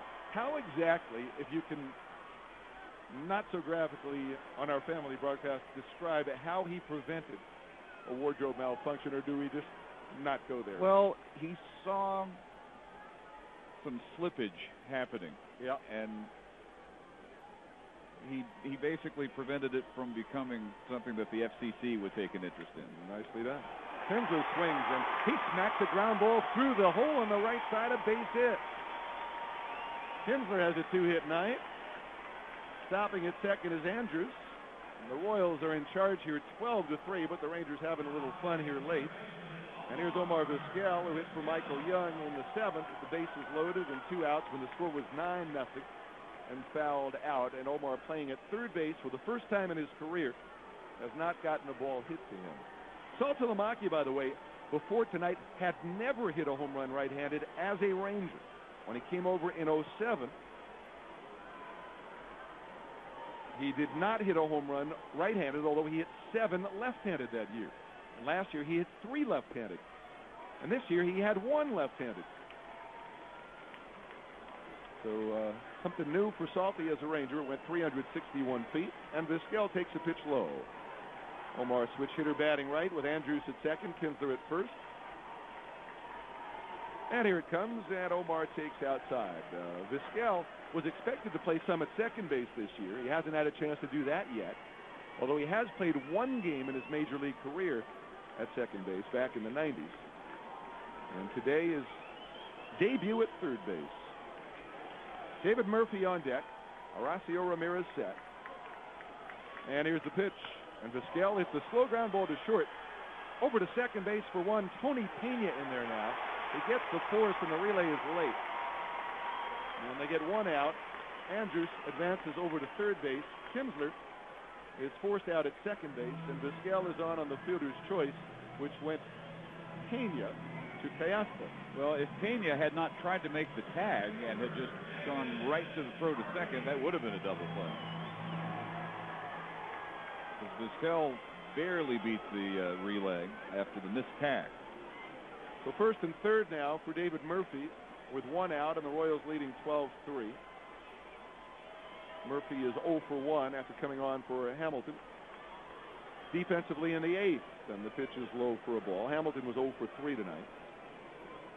Hank Blaylock is on deck. The Royals at double play depth, hoping to turn 2 and end this ball game. Murphy trying to end his 0 for 14 to start this year. The pitch, swing and a miss, a changeup. And David was way out in front. Big blow tonight, a 3-run homer by Coco Crisp in the second inning that made it 4-0 Kansas City. After Mark Teahan had led off the second with a homer. Gil Mesh was on his game. 6+ shutout innings for a guy who came into the game with an 8.10 ERA in this ballpark in his career. The pitch is low and away. It is 2-1. Mesh is going to be the winning pitcher in this game to go 1-0. And Matt Harrison is going to drop to 0-2, barring the biggest miracle rally in Ranger history, and maybe the biggest in Major League history if the Rangers would pull this out in the 9th inning after being down by 10. Here's the set on the pitch, and Murphy takes a strike on the outside corner, a fastball, and Murph was apparently guessing off speed there. I wonder if they'll bring Jack Ingram up to the booth tomorrow night. They do that with Robert Earl every year, and we can ask him about malfunction. Get the actual first-hand account. I'd like maybe see if he could bring his guitar up and give us a preview, a couple of numbers. Maybe he'll sing the anthem. The pitch, strike call, and Murphy that time is pulled on an off-speed pitch, and he's out of there. David is 0 for 2 tonight, and now 0 for 15 for the year. Royals on top, 12-3. And here comes Blaylock. He's 2 for 4 with a single and a home run in the 8th that broke the shutout.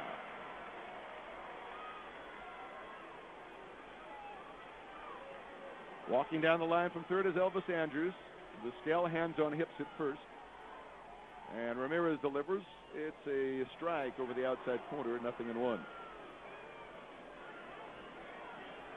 That wouldn't be a bad first couple of weeks. Former President Bush, Jack Ingram, both up here in the booth. Hopefully. The pitch swung on, high fly ball to center. This should end the ball game. Coming on is Mitch Meyer. He makes the call, he makes the catch, and that's it. The Rangers get a run on 3 hits. They leave 2 in the 9th. Royals win it 12-3. The postgame show coming up next on the KRLD Texas Rangers Radio Network.